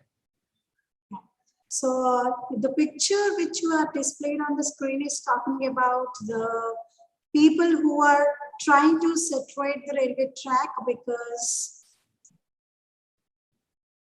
it may hurt, it may become an obstacle for the other train to cross it. And the 2 people who are taking up the lead in discussing how to make it straight. And the other people are waiting for the plan from those people.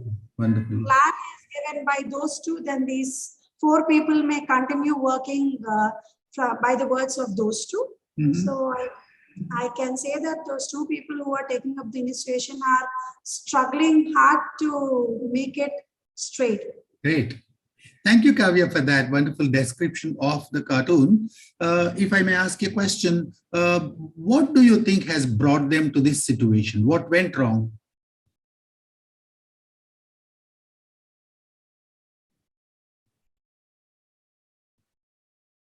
Anyone can answer this question. Sir? What has led to this situation? Sir, may I add? Yeah, please. Maybe lack of cooperation. Okay. Both team leaders, they have done mistake to book a track like that. Okay. Thank you so much. Is that Sujata? Yes, sir. Yes. Okay. Great. Wonderful. Any other answers?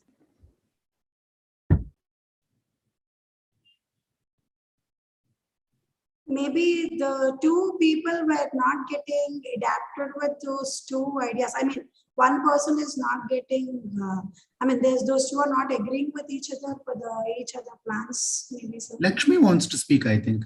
Lakshmi, you can unmute yourself. Hello, sir. Hello. Hi, sir. I think that the two tracks which are coming from the opposite directions, they don't have any coordination in that. Why? And the collaboration is totally wrong.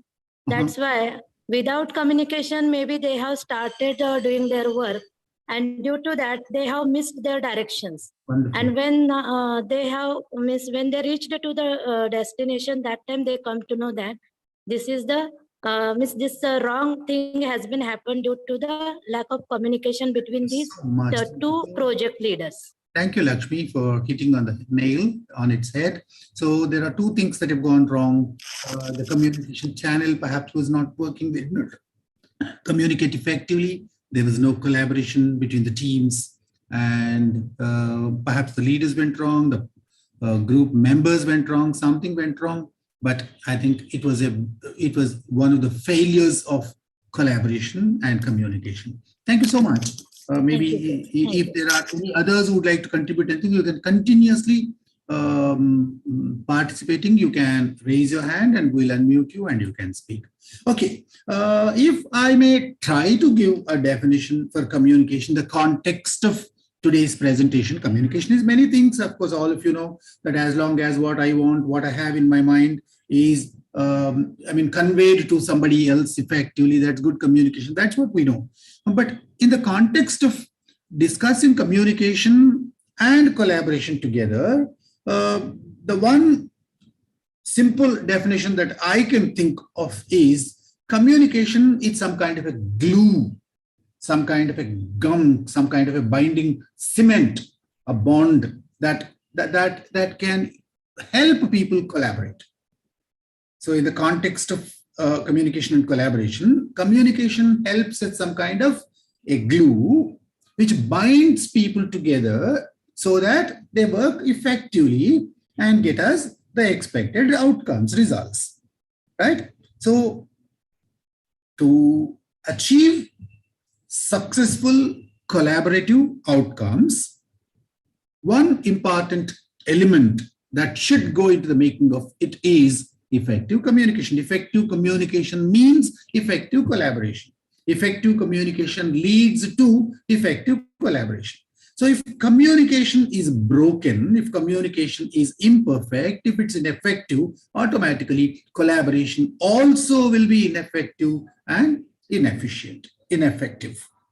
So these two things are so very closely related that one depends on the other. For collaboration to be successful, communication has to be successful. This is what we are going to try to see during the session today. So these two things, if you are clear about this, and if you want to add anything to that, if you want to give another example to this, if you want to give another metaphor for this, you are welcome. You can write in the chat box, or you can talk to me and you can tell me what else communication is in the context of collaboration. So I call it a glue. You may call it something else. I also told you that it's something like a cement that binds things together, that keeps things together, right? So collaboration is a group of people working together. If people have to work together, there must be some binding factor, right? That binding factor, that cement, that mortar is communication. I think you're all agreed on that, or is there any question that you would like to at this point of time? If you have any question, please feel free to ask me or post it in the chat box, right? So we are talking about only these two things today. Maybe there are lots of other factors that we'll go into maybe during other sessions, but today for the time being, in this context, we are looking at just two things which go together. So if effective communication leads to effective collaboration, so we must focus on good communication to ensure good collaboration, because these two things are directed. So unless good glue is there, So binding is not perfect. If I have to stick two papers together, and if I am using glue, if the glue is not good quality, they will not stick together. They'll tear off or they'll get spoiled. They'll get soiled. So I need good glue. If the glue has to be good, its ingredients must be good. So what are those ingredients? What makes our communication in the context of collaboration effective is what we are going to see during the next 30-40 minutes. Item one, for collaboration to be effective, the first thing that I need to keep in mind, I must be able to communicate effectively.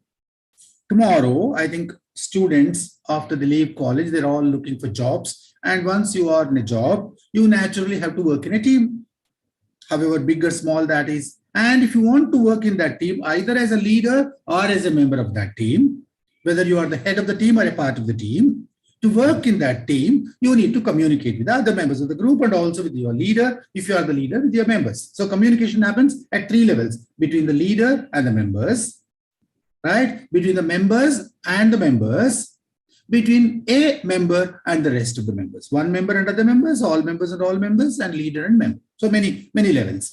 So if that has to happen effectively, you must know what communication skills do you need to make it effective.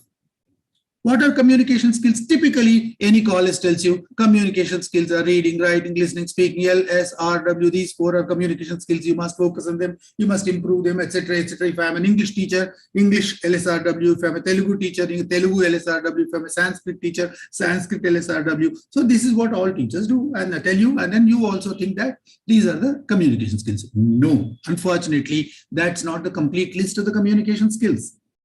Communication skills are actually a lot more.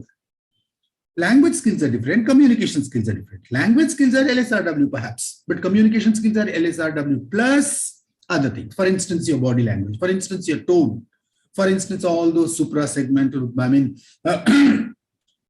the speed at which you deliver, for instance, the tone in which you deliver something, for instance, the vocabulary that you use, for instance, the grammar that you use, the structures that you make, all these things in addition to that LSRW skills include to make your communication skills.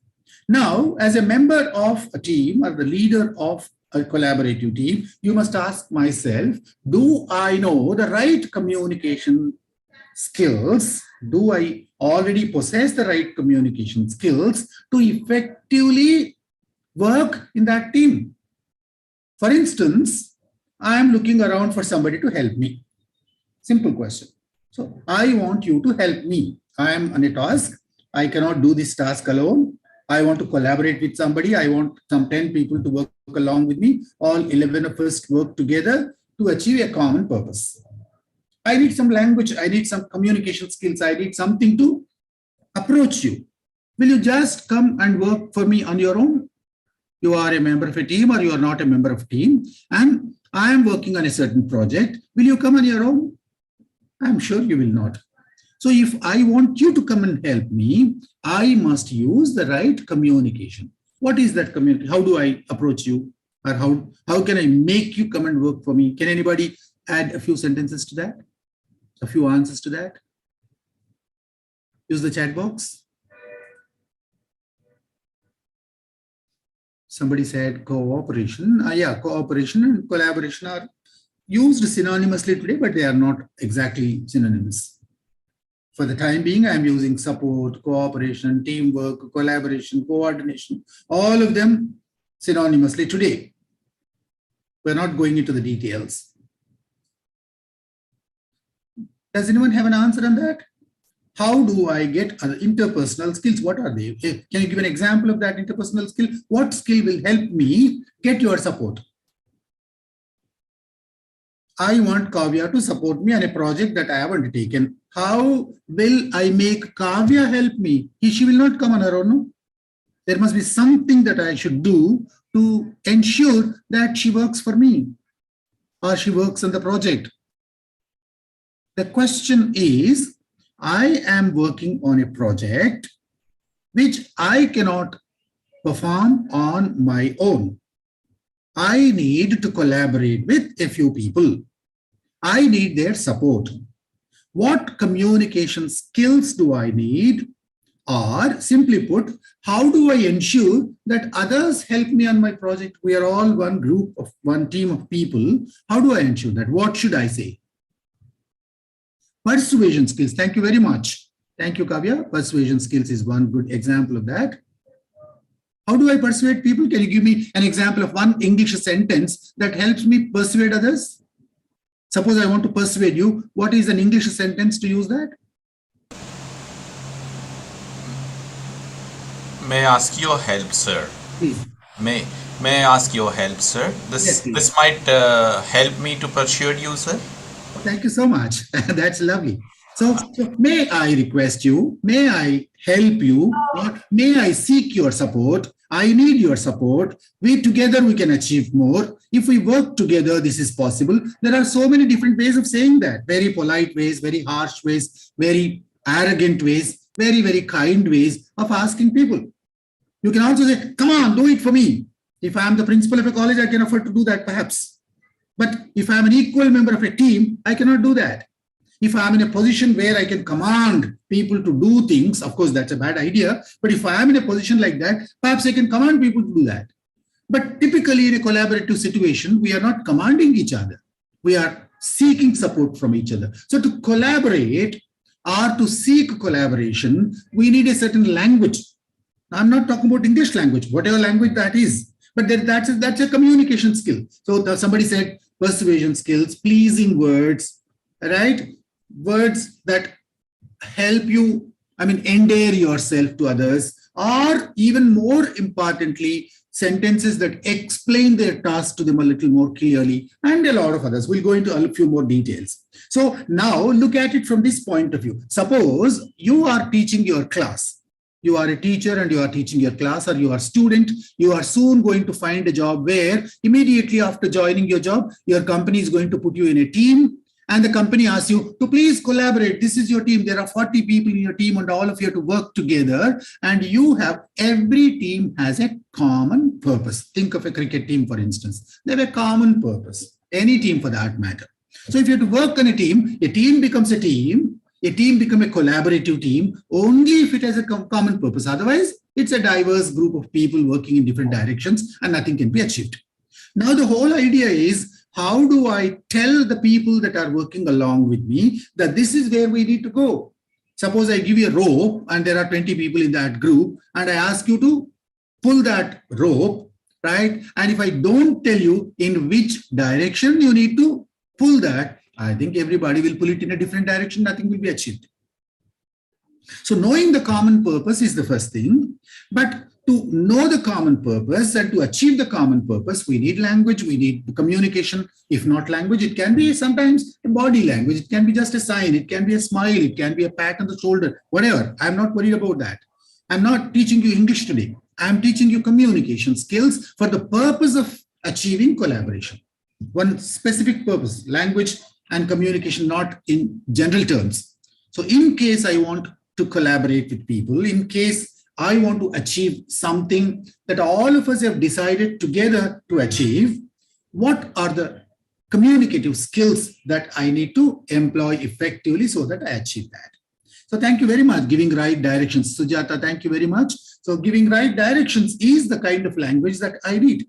So if I know what sentences sound good to the person whom I am talking to, when I give a direction to somebody, when I give an instruction to somebody, when I give an order to somebody, when I make a command to somebody. So what language sounds easy to that ear of the other person I am talking to, I think then my communication is effective. Otherwise, I'm not. So am I good at it is the first question that we need to ask ourselves. Only then my collaborative efforts through my communicative skills become successful. I think you are clear on that. In case you have any questions, you can continue adding them. Right. The second skill. Listening is a part of communication, but I have written it separately again. This is a part of the previous slide. It's not different from the first one, but I think of all the communication skills. I told you communication skills are not just LSRW. Your English teacher says only LSRW, but don't believe that. It's a lot more. Right? Your Sanskrit teacher tells you if you are good at LSRW, your communication skills are effective. That's, incomplete. So just because you can write well, just because you can speak well, just because your English is good, just because you're this and that, I think your communication skills still are not effective. For instance, if your tone is not good, all your skills are lost. If you don't know how to use the right word at the right time, perhaps all your communication skills are ineffective, right? If you don't know how to make a grammatically correct sentence, all your reading, writing, speaking skills are wasted, right? So there are lots of other things. Pronunciation, for instance, pronunciation also is a communication skill, right? Speaking politely, also speaking courteously, also is a communication skill. That's not LSRW, that's something else, right? So how do you get things done depends on a lot of factors. Now, of all the communication skills that we discussed on slide 1, now I have exclusively taken one out of them, and I said an ability to listen. I think of all the communication skills that you can think of, listening is perhaps the most neglected, most overrated, and also, least taken care of. Many people think, oh, my listening skills are good, I can listen to it. I know. In fact, when they are listening to something, they are already formulating their own ideas. They're only formulating a sentence that they would like to make next. They are thinking of the question that they would like to ask. And they pay, little attention to what is actually happening. Listening is an intent effort, right? Listening is an effort. Listening is not a process. Listening is an effort. Whereas hearing is, a process. It keeps happening to me, right? Listening is not like listen. I have to do it. In Telugu, there are two words. One, vinuta, one, vinapaduta. Vinapaduta is hearing. Vinapadutundi. I am not doing anything. It's vinapadutundi. I am hearing it. But vinuta is not like that. I have to do it. It's not something that's happening to me. I'm deliberately, consciously, right? I'm doing it. So when I do something, I am paying attention to it. I'm getting involved in it, right? I'm conscious of it. So for instance, you're all sitting in this class and then you are all hearing the lecture. Perhaps some of you are thinking about what you see in the picture there, what you are seeing on the text there, what you are paying attention to every word that I'm using, and you're also analyzing whether what I'm telling you is right or wrong, whether you accept it or not, and you have some questions about that, you seek clarifications, and maybe you are making some notes. If all these things are happening, then only you are listening, otherwise it's just happening to you, right? So listening is a very important skill in the context of collaboration. Collaboration does not just happen like that. There are 550 people around me, all 51 of us are one team, and we'll work together, we'll move together. No, it does not happen like that. Every member of the team, and more importantly, the leader of the team, more important than the members of the team, the leader of the team must have become an expert in terms of one's listening skills. Listening is paying attention to everything. That's important, right? Listening does not mean, not separating chaff from the grain. So you must also know what is relevant, what's useful, what should be used, what cannot be used, what is practicable, what is not practicable, how are we going to go about that? So all this is happening in your mind while you are listening to something. So that listening intently, listening actively, listening consciously is an important factor that helps us collaborate. Otherwise, what happens? We just hear it and leave it there. Collaboration does not happen. We don't work together, right? Just imagine again the same example that I gave you earlier, a cricket team, for instance. So if I'm not listening to that, what happens? I go in my direction, you go in your direction. But if I've taken instructions from you, understood them, right? And it's not just very obvious. Many times, what it's stated is not very obvious, right? I may have just, waved my hand like this, for instance. What does it mean? It may mean 100 things depending on the context. So waving a hand like this, perhaps in one context means something, in another context means something else. I must know what context I am in, what I am being told, or what I'm trying to tell. So if I pay attention to that, I get clarity about it, and then I can effectively use that. So listening attentively is the second, right, important aspect of good communication skills in the context of collaborating with others. Without that, it's not possible. The third thing, everyone who is communicating in the context of collaboration must be absolutely clear and absolutely precise. Precision is very important here. I cannot just convey things vaguely, ambiguously, right, ununderstood. And if I do not ensure that the communication has happened, very recently, just 3 days ago, I was in Mumbai doing a very big institute there. I had 7 other colleagues of mine, 8 of us were working together at the institute. I wanted to distribute a handout during the the opening ceremony. I gave my handout, the whole stack of them, to my colleagues. They were also equally qualified. All of us were, the same level, etc., etc. And I just gave the handouts and I went to the days and I was making some announcements. Meanwhile, they started distributing the handouts. When I realized that the handouts were already being distributed, I just stopped them. I said, please don't distribute them. Please stop. Let me finish my instructions.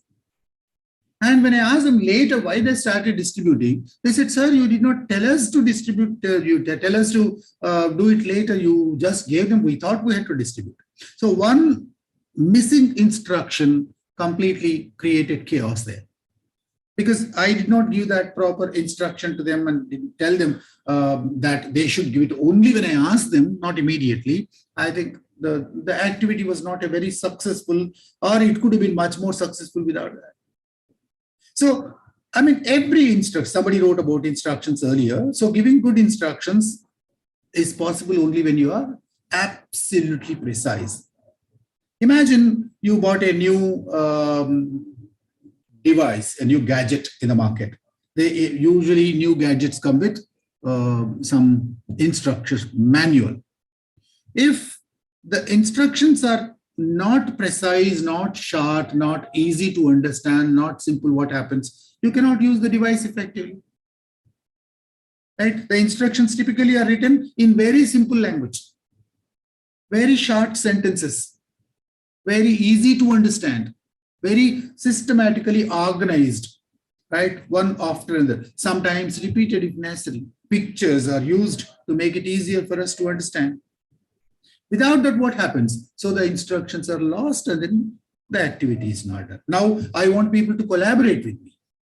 If they have to collaborate with me, I need to give them some instructions. If I have to give instructions, my instructions must be good.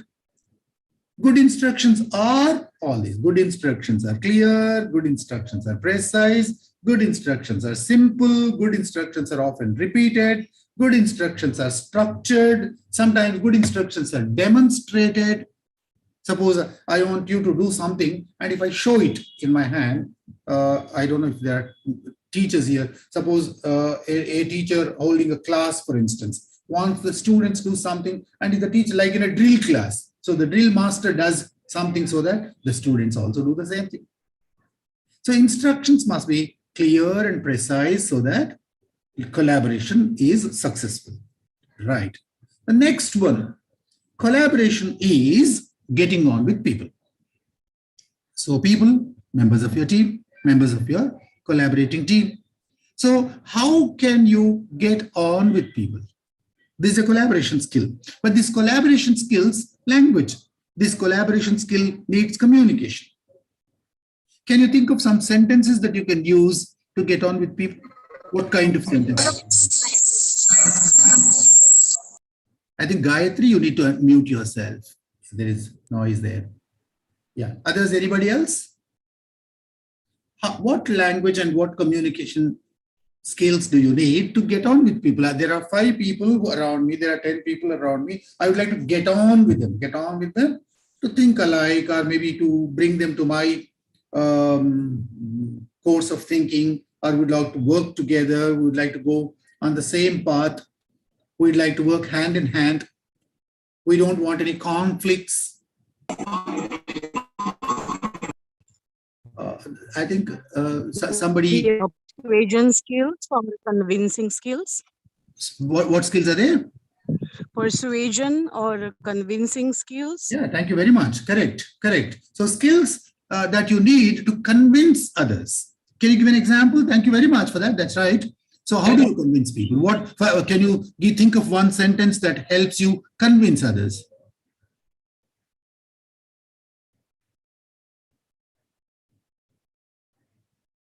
Suppose you have two children at home, and then they are in some kind of a conflict, and you would like to convince them that they must be together. What do you say?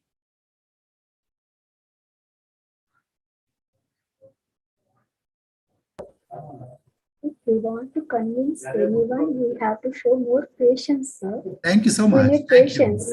Yeah, patience also is a communication skill. I don't know if you have realized that. Sometimes even being patient, being silent can be a communication skill. Silence itself can be communication. Perfect. That's wonderful. Thank you so much. Anything else?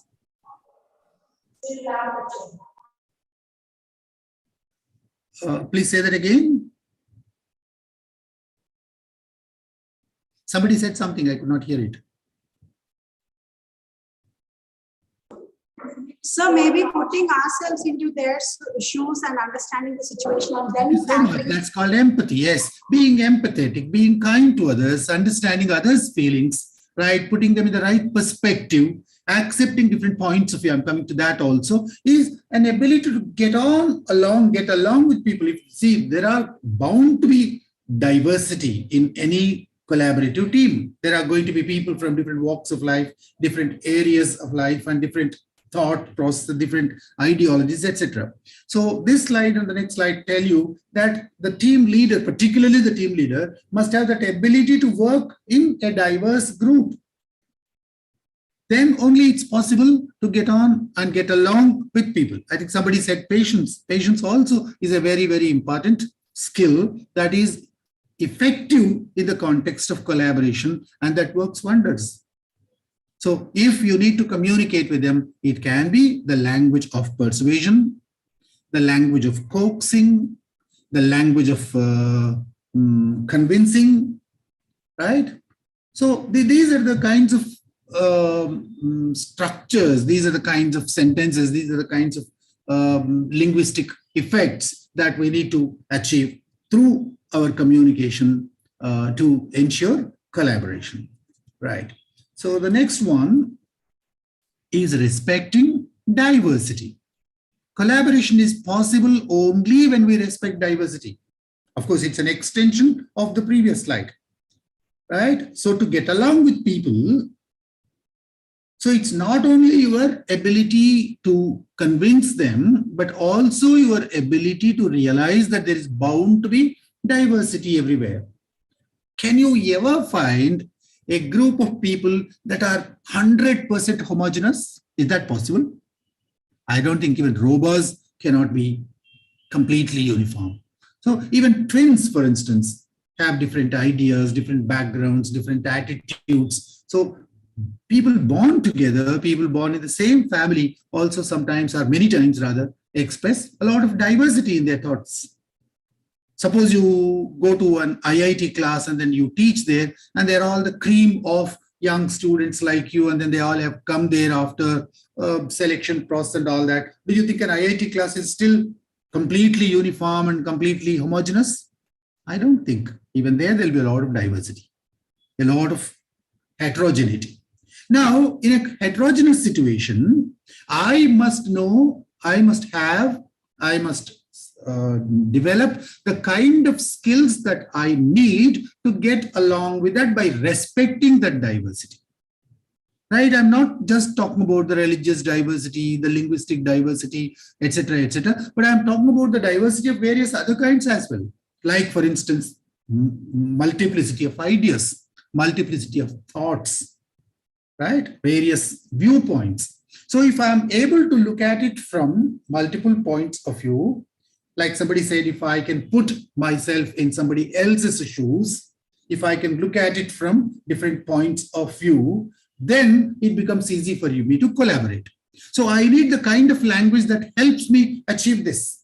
If I have a diverse group, and if I have people in my team who think differently, who act differently, who view things differently, who come from diverse backgrounds, then I need some language, that I need some communication skills that bind us together.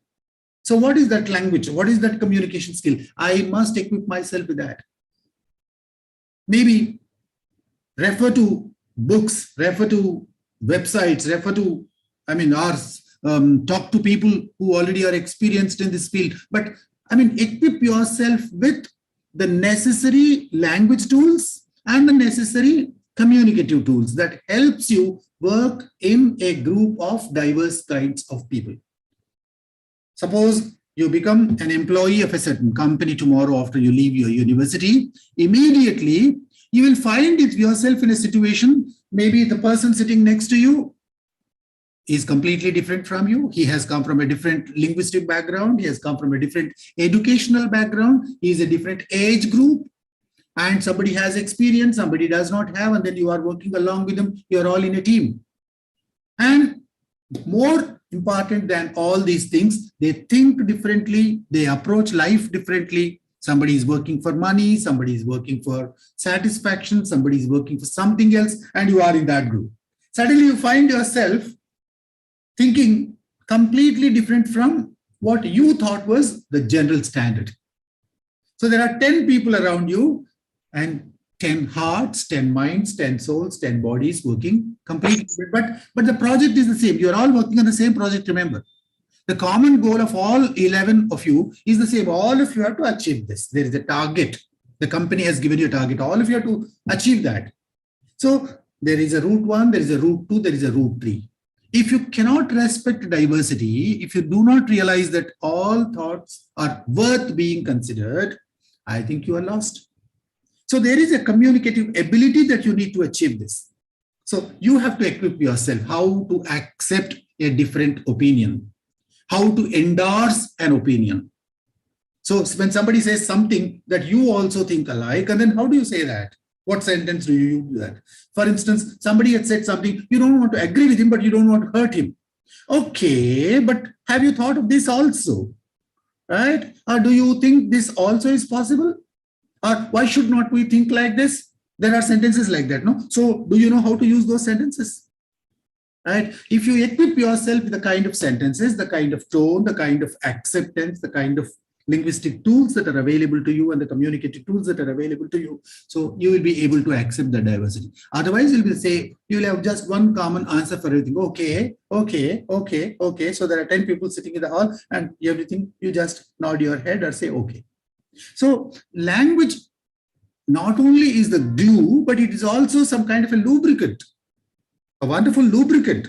So the way you say thank you, the way you say many other things, I don't need to give you too many examples now. So it's a wonderful lubricant. It's a very, very helpful tool. We must know how to use that, when, what kind of sentence, what kind of structure, what kind of word, in what context. So that is respecting diversity. And when you speak to your boss, and when you speak to your colleague, when you speak to somebody else, right? When you speak to your family, when you speak in a formal situation, when you speak at college, when you speak outside, right? Speak means use language rather. Speak perhaps is one way of using communication skill. But when you use language in all these contexts, right, there is bound to be a lot of difference. And that difference has to be recognized and respected. Then, very, very, very important in the context of collaboration. Any collaboration can be successful only if you know the right language that helps you give feedback and get feedback. Many people do not know this, unfortunate, because even if they ask questions, what happens? So suppose I want to get feedback from you. So what do I usually say? Please give me your feedback. Oh, this after I've been persuading you for the last 30 minutes, I don't see even 7 or 8 sentences in the chat box still in the last half hour. Is that easy to get feedback from others? No. It's a very difficult task. It's a very difficult task. And even suppose you get feedback. Suppose after the class is over, Hari sir gives you 5 minutes and says, okay, please write your comments. And everybody, what do they say? Excellent, excellent, excellent. 20 people write, excellent. Other than that, they don't know. Because I tried it in my class when I was teaching long ago in college. I used to ask my student, have you seen that movie? They said, yes. And how is the movie? Great, wonderful, excellent. I asked them the next question. Why do you think it's excellent? Why do you think the movie is excellent? All mouths shut. No more sentences. So the only comment that they can make about the movement is whether they have liked it or not liked it. But they cannot tell you why they have liked it or what made them like it or what was different in that movie other than the other movie, something like that. So maybe, perhaps we have, right from our childhood, we have not been encouraged to give our feedback. I mean, our feedback that is factual, but at the same time presented the right way, right? We can always give very constructive feedback. Constructive feedback is not negative feedback. So how can my slideshow improve? How can my talk improve? How can I make a better presentation if you tell me? So that's not negative. It's not just, insulting me. So if I am capable of giving that good feedback to others, and also if I am capable of taking that good feedback, constructive feedback from others, then I am fit for collaborating. Otherwise, I do my work, you do your work, and we are all pulling in different directions. Or we work the same way for years together and we don't grow. We are where we are. Without feedback, what happens? Suppose I am a teacher and you are my student and you have never told me how my lesson is. Always, that's good, sir, good, sir, good, sir, good. Your lesson is good. So what has happened? Next year I come to the class, there is another student. My lesson remains the same as it was last year. So I do not get 20 different experiences in 20 years, but I get 20 times the same experience in 20 years. Because I've not got good feedback. Suppose I get good feedback, it can be, there are many ways of getting feedback. So I will not go into those details. Suppose I have the habit of getting the right constructive feedback. What happens? So next year I'm 1% better. After 5 years, I'm 5% better. Maybe in a lifetime, I'm 10% better at least, 20% better at least in my career, instead of just stagnating where I am. So, and if a team has to succeed, if a collaborative team has to succeed, suppose we don't share feedback with each other, how do you think the team succeeds? And the success of the team depends only upon sharing constructive, positive, negative, whatever, all kinds of feedback with each other in appropriate way. So we must also know what language is good to use, what communication skills is good. How do I communicate my opinion? Feedback is opinion. My opinion about your performance or the way we have been going, the process that we have undertaken, whatever. So in case we make it a habit to share with each other and we expect it, we get it, we know how to get it, and we give it, put it in the right format. So this is again a communication skill. A communication skill that helps us build a team, a communication skill that helps us work collaboratively. So if feedback is absent, feedback is missing, teams do not grow, teams do not evolve, teams do not develop, teams do not succeed.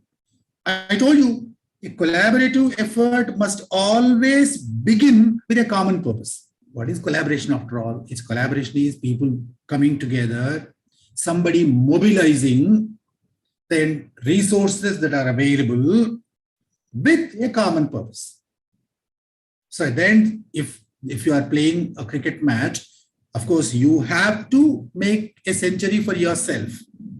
But more important than that, you have to ensure that the team succeeds. Isn't it? Your century is important to you, but the success of the team is more important to you than your own personal goal. If that does not drive you, if the common goal does not drive you, I think no team can ever succeed. It's not individual goals. Individual goals are important, but the collective goal is more important. For that, we need to give good feedback and we need to know the right communication skills to give and receive feedback. Okay. Well, we are almost coming towards the end of it. So the seventh one is enthusiasm. To work in a team. Imagine working in a team where there are 50 people and everybody is very passively sitting through. They're all very good, wonderful people to work with. They're all capable. They're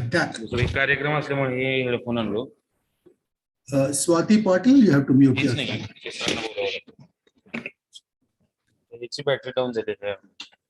Swati, I'm muting you. I'm sorry.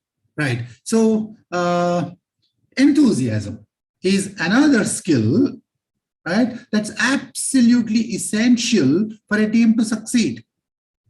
But enthusiasm may not need communicative skills, but it is a kind of communication. Suppose I'm smiling.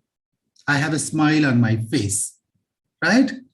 That is also some kind of communication. So I'm not speaking there. I'm not using language. I'm still communicating with others. But suppose in a collaborative team, I sit without showing any expression on my face,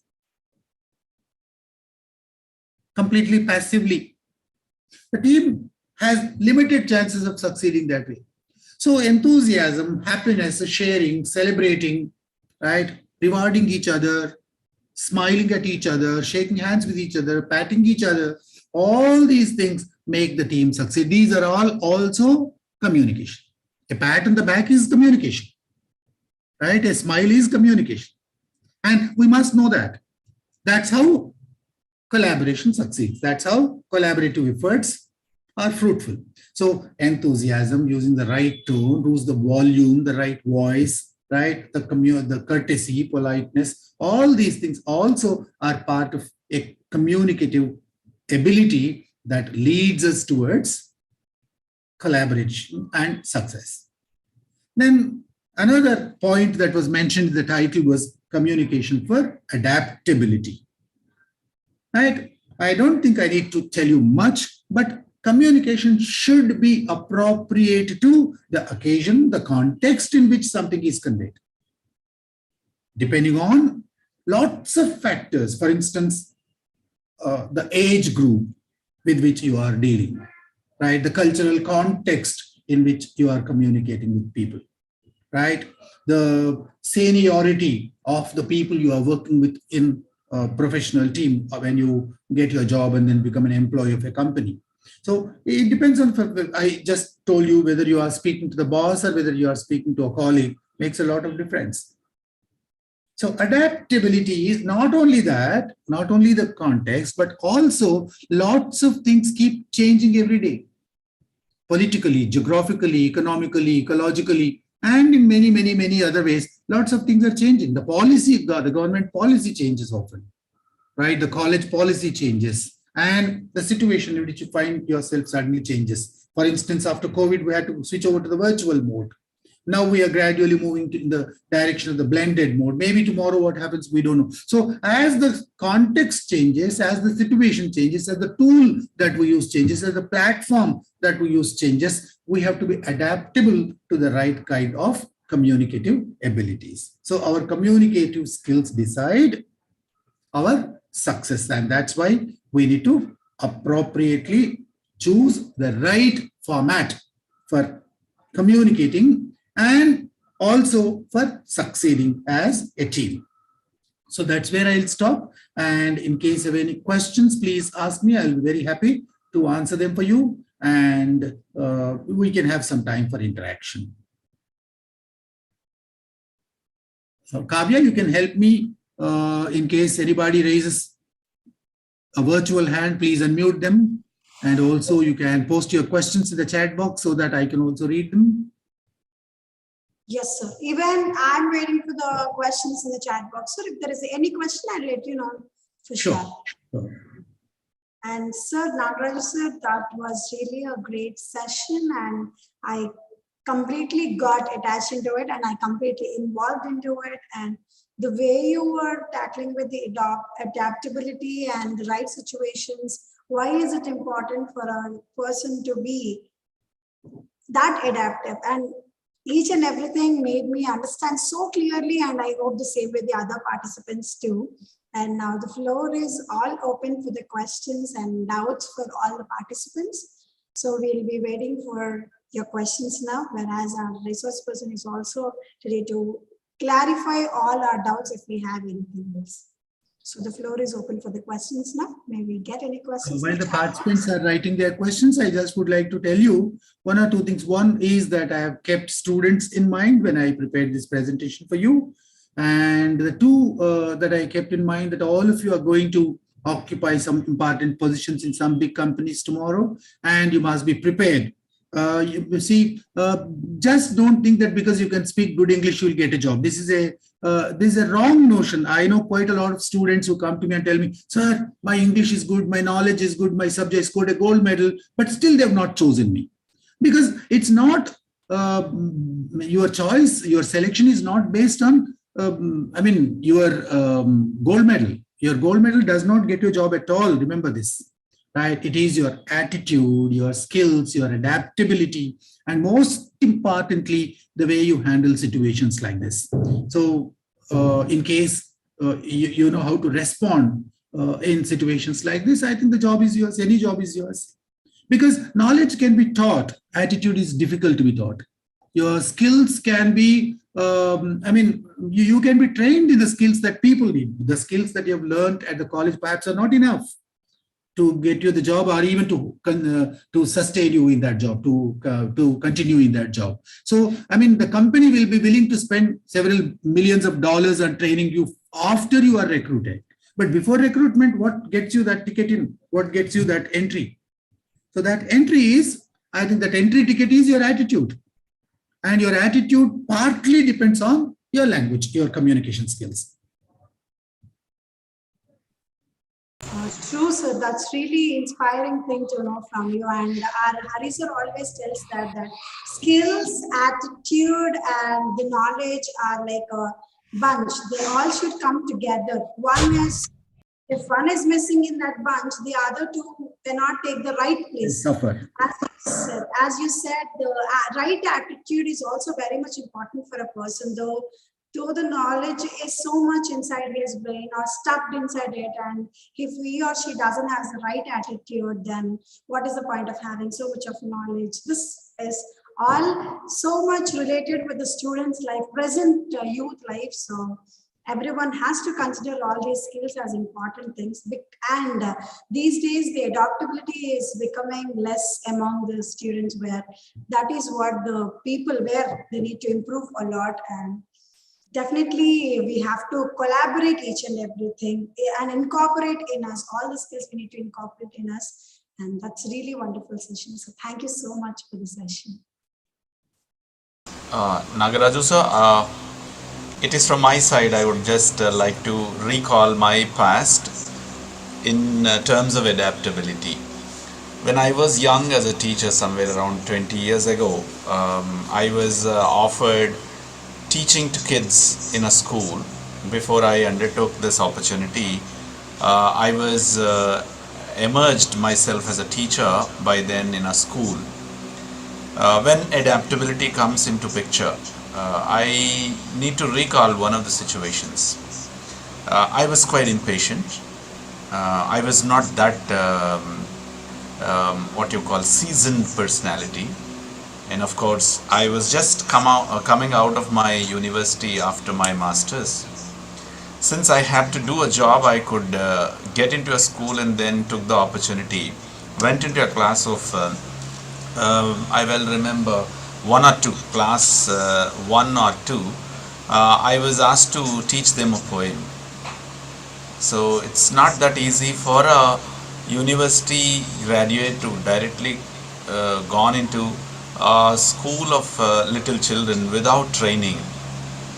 And when they are asking me something, when they're not actually asking, they are looking at me with a rapt attention. And I was giving away a wonderful lecture. And I tried my level best, bringing all the best that I have studied since I was quite young, and that was my first assignment as a teacher. I went on giving all the inputs, and there was a teacher, a senior teacher, who was recruited for this purpose to look after my teaching trades. She was suggesting me, "You were a little impatient." I think there is no power there. Maybe there is a power failure. Don't worry. I think you must have already understood what Dr. Hari Babu wanted to say. He'll come back to us once the power is restored. In the meanwhile, you can either the power outage. I think, did I lose contact with the meeting now? Yes, we lost you for some time, and we can hear you again. Is it fine now? I am able to hear. I'm able to. You're able to hear me? Yes, we can hear you, but we can't see you. Yeah. It is just because of the power outage, sir, and I'm now on mobile, not a problem. But I think it is restored now, and the system has gone, and only mobile phone is there. But anyway, I could cover something with my invisible. So I was trying to reciprocate the senior teacher's remark. What all that I have studied as a teacher, what is it I have to do? I have to transfer what all the information that I have known. With an innocent reply, I gave it to that madam who was interfering into the business of my teaching. Then I said, it was what my attention. Then slowly she has taken me into her room and then advised me how important the job of teaching, and that to teaching language, and that to teaching to kids. And there she has started talking about adaptability. Adaptability is something like going into the other's shoes, understanding others' wishes, understanding others' expectations. And this is a very common phenomena of any communication process. As both ends meet, that is definitely working out. So there I started understanding adaptability. Slowly, I understood the team that I work with, where I need to have a lot of change, a lot of adjustment, a lot of understanding of others' wishes, others' ideas. All those you have touched upon, sir, in your talk. And this is one such interesting experience that I have. I think most of the teachers must have this, whether that is either in the beginning or in the middle, or at this point in time also, we can come across these kind of experiences. And those who are in the fold, maybe teachers who are in the fold today, would also love to recall any of your experiences and then leave it for the rest of the generation. They can understand how important adaptability is altogether. Unless you are adaptable, unless you get ready to take others' emotions into consideration, others' ideas into consideration, you cannot really make an attempt of communication. How communication loses its favor. All that, if you can also just opine now, as we have got another 10-15 minutes time for this discussion. And I truly appreciate the spirit of all the teachers who are putting a lot of good effort here by being themselves with other participants who are studying. So I request any other participant also to give his own or her own experience, if Nagaraju sir accepts. Sure, my pleasure. Any number of questions, any number of comments? Any teacher? Any student? I don't know if there are students or teachers who are there. There are quite a few students. Yeah, I'd like to listen to students. Sir? Yeah. Good afternoon, sir. Yes, good afternoon. Am I audible, sir? Yes, Sujata. Yes, I am very thankful to you for such a wonderful explanation of communication skills, sir. I am also accepted the Haribabu's for the experience, such kind of the experience receiving everyone in their life. But I am trying to share my views about the one point, not only explaining, but also I have to give the suggestion to the students, those who are attending present. If they did any mistake, if we haven't accepted that mistake, consciously or unconsciously we are doing, this is the part of our life. If we haven't accepted that one, we can't improve ourselves. That is my intention. Then this is also part of the communication, success of the communication. Am I right, sir? You are absolutely right. It's a part of this slide when I told you that we must be able to get on with other people, and also we must respect diversity. These two slides talked about that. It's not only, being a part of the collaborative team, but it's an ability to get along with them. And getting along with them is possible only when you accept multiple viewpoints, respect diversity, and then you have the ability to get along with people of different backgrounds, different abilities, different attitudes to life. And then only it's possible. A mistake is a mistake. Everybody makes a mistake. And mistakes are bound to be there. Mistakes must be encouraged. The more mistakes you encourage, the more successful you are. Yes. The more mistakes you make, the more successful you are. Imagine a person who has never made a mistake. That means he is where he is. Somebody said, if you do not have an instance when you are not scared of doing something, if you have not felt fear, every day there must be a time when you feel fear in your heart. And only in that case, you are a successful person. Somebody said that. So you must have opportunities to fear. You must welcome them. You must have opportunities to fail. And if others do not give you opportunities to fail, you must create opportunities to yourself to fail. And how does that happen? That's very easy. Every day I try to do something that I've never done.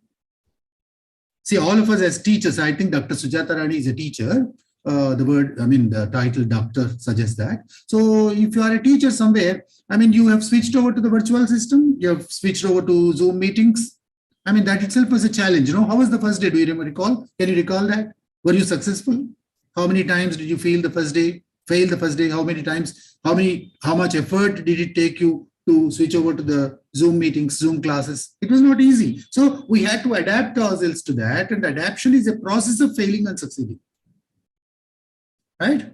So the more opportunities that we have to fail in life, the more successful we are bound to become. And anybody who is failing is on the path of success. Thank you, sir. Thank you. Wish you all the best, Sujata. What subject do you teach? English, sir.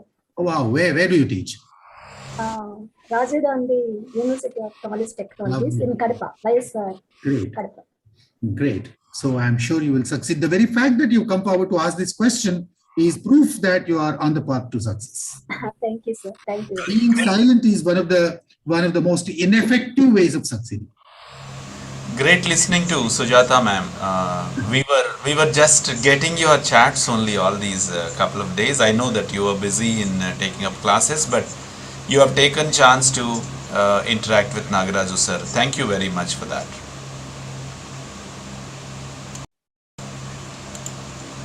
And we also have something on chat.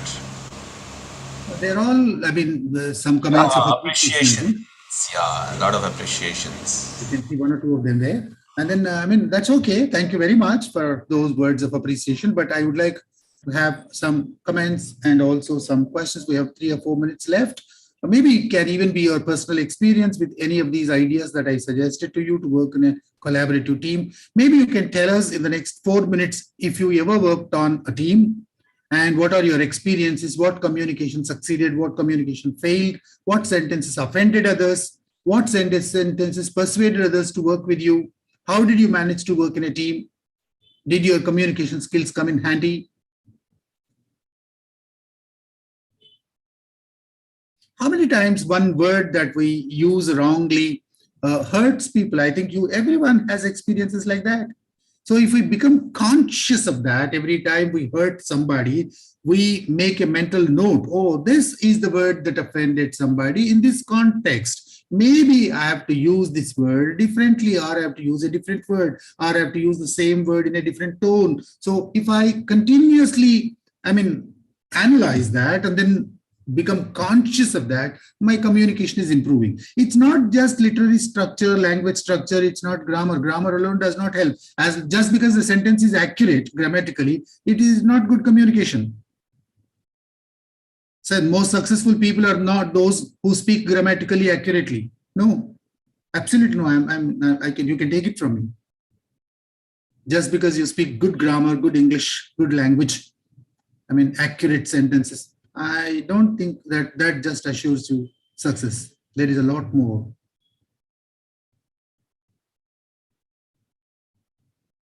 But when you write, of course, accuracy and all that are absolutely essential. That's again a different area.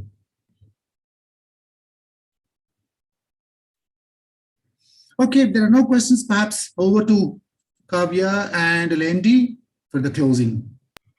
Thank you very much, Nagaraju sir, and we are on time, and we also have made an attempt in bringing out a lot of diversity in the presentation of communication skills and soft skills. Thank you so much for your energy that you are putting still in, even after you are retired, happy, peaceful life. And we are lucky to have you here on this session. And so often young teachers and also students will feel that they are honored, in fact, having you on the platform. So I take the privilege in giving you a thank note, since all the participants have fed up with listening to so far 10 resource persons on the topic of English and soft skills. I believe that they are positively fed up, not the other side. Their minds are overflowing with the thought now. And sincerely, one big namaste for you, sir. We are very energetic on the floor just because wisdom like you behind us. We strongly believe in any expert today once was a beginner, and you have shown that interesting ideology for us. Today I am a beginner, and today I am at the other side of the branch, and tomorrow I'll definitely come out having a big leaf of that branch. Maybe all these 150 participants would definitely understand this. As you have mentioned in your talk, you have emphasized this philosophy in your talk. So I really like that, and we'll be looking forward to working with you, sir. And anything else that Kavya's table also speaks? On Kavya's table, we have Mahati ma'am now. Mahati, would you like to say something? Even I am with you, sir. Yeah, Kavya ma'am. We missed you all of a sudden. Do you have some other job that you have left? Come on. Yes, sir. I Come do on. have invigilation in the afternoon session, so I have to leave this. Otherwise, I wouldn't have. No problem. No problem. Please, Kavya ma'am, tell me. Is there any guideline that the participants should switch off their cameras? No, it's not a guideline, sir. Why don't you switch on whenever you go to a Zoom meeting? All Zoom meetings, please switch on your cameras and be visible, be your best, smile all the time, and talk to the resource persons, ask questions. I think, see, already virtual sessions have some limitations. And if I can't see you and interact with you, if you don't ask questions, if I don't have an opportunity to talk to you, listen to you, I think even that little opportunity that is there is lost.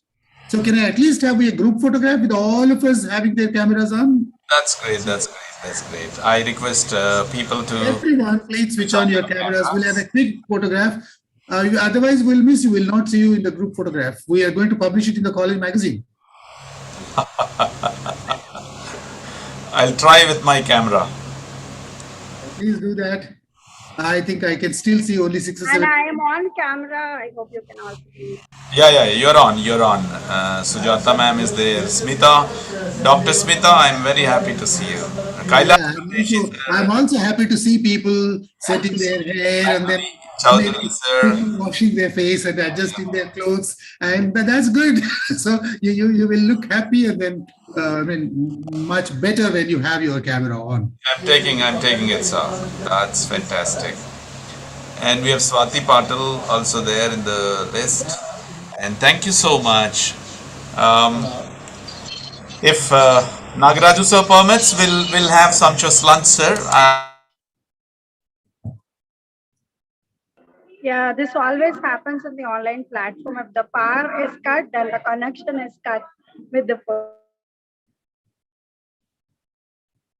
sir, always our hearts are towards your session, and we remember you whenever we use the adaptability word as well as the communication skills word or being connected with the people. So happy to listen to your session, sir. And our Hari sir is back. Yeah. Unexpectedly, today our internet connectivity is on doldrums. I don't know why. Maybe it is more enthusiastic in giving fluctuations. thank you anyway for, let's take a break for sumptuous lunch, and we can give you only a feel of lunch, and please have it. And let's come back by 1:30 for Shashidhar sir from Saudi Arabia. He is going to address on how to use EdTech tools for wonderful communication. So we'll be meeting by 1:30. Before that, there is a poll. I just wanted to raise it, launch it, and kindly do it and go away. Thank you very much. Thank you, all of you. Fine, sir. Namaste.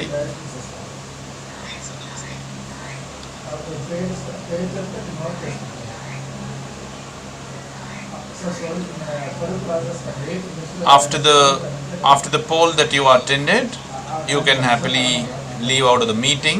I'll be waiting, being the host, for the last minute to wind up the meeting.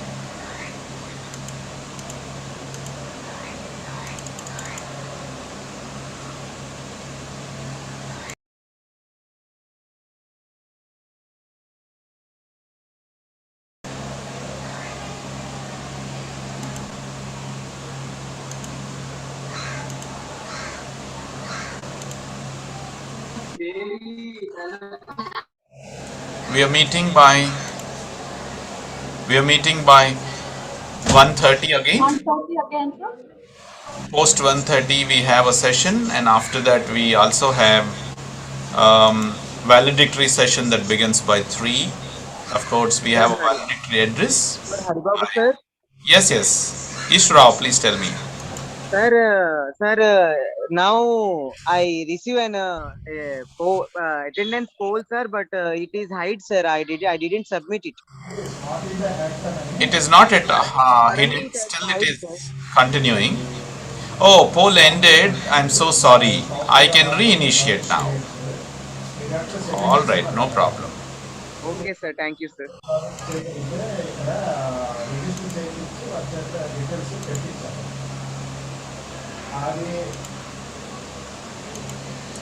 So don't worry. This poll, all of a sudden, because of my connectivity, lost, and this poll we cannot consider anymore for attendance, and I have taken other way the attendance. Don't worry, you can happily go back and then have your lunch and come back by 1:30. This poll is no more activated, hence kindly allow me to suspend this poll for this session. And anyway, we'll be meeting by 1:30 for the afternoon session.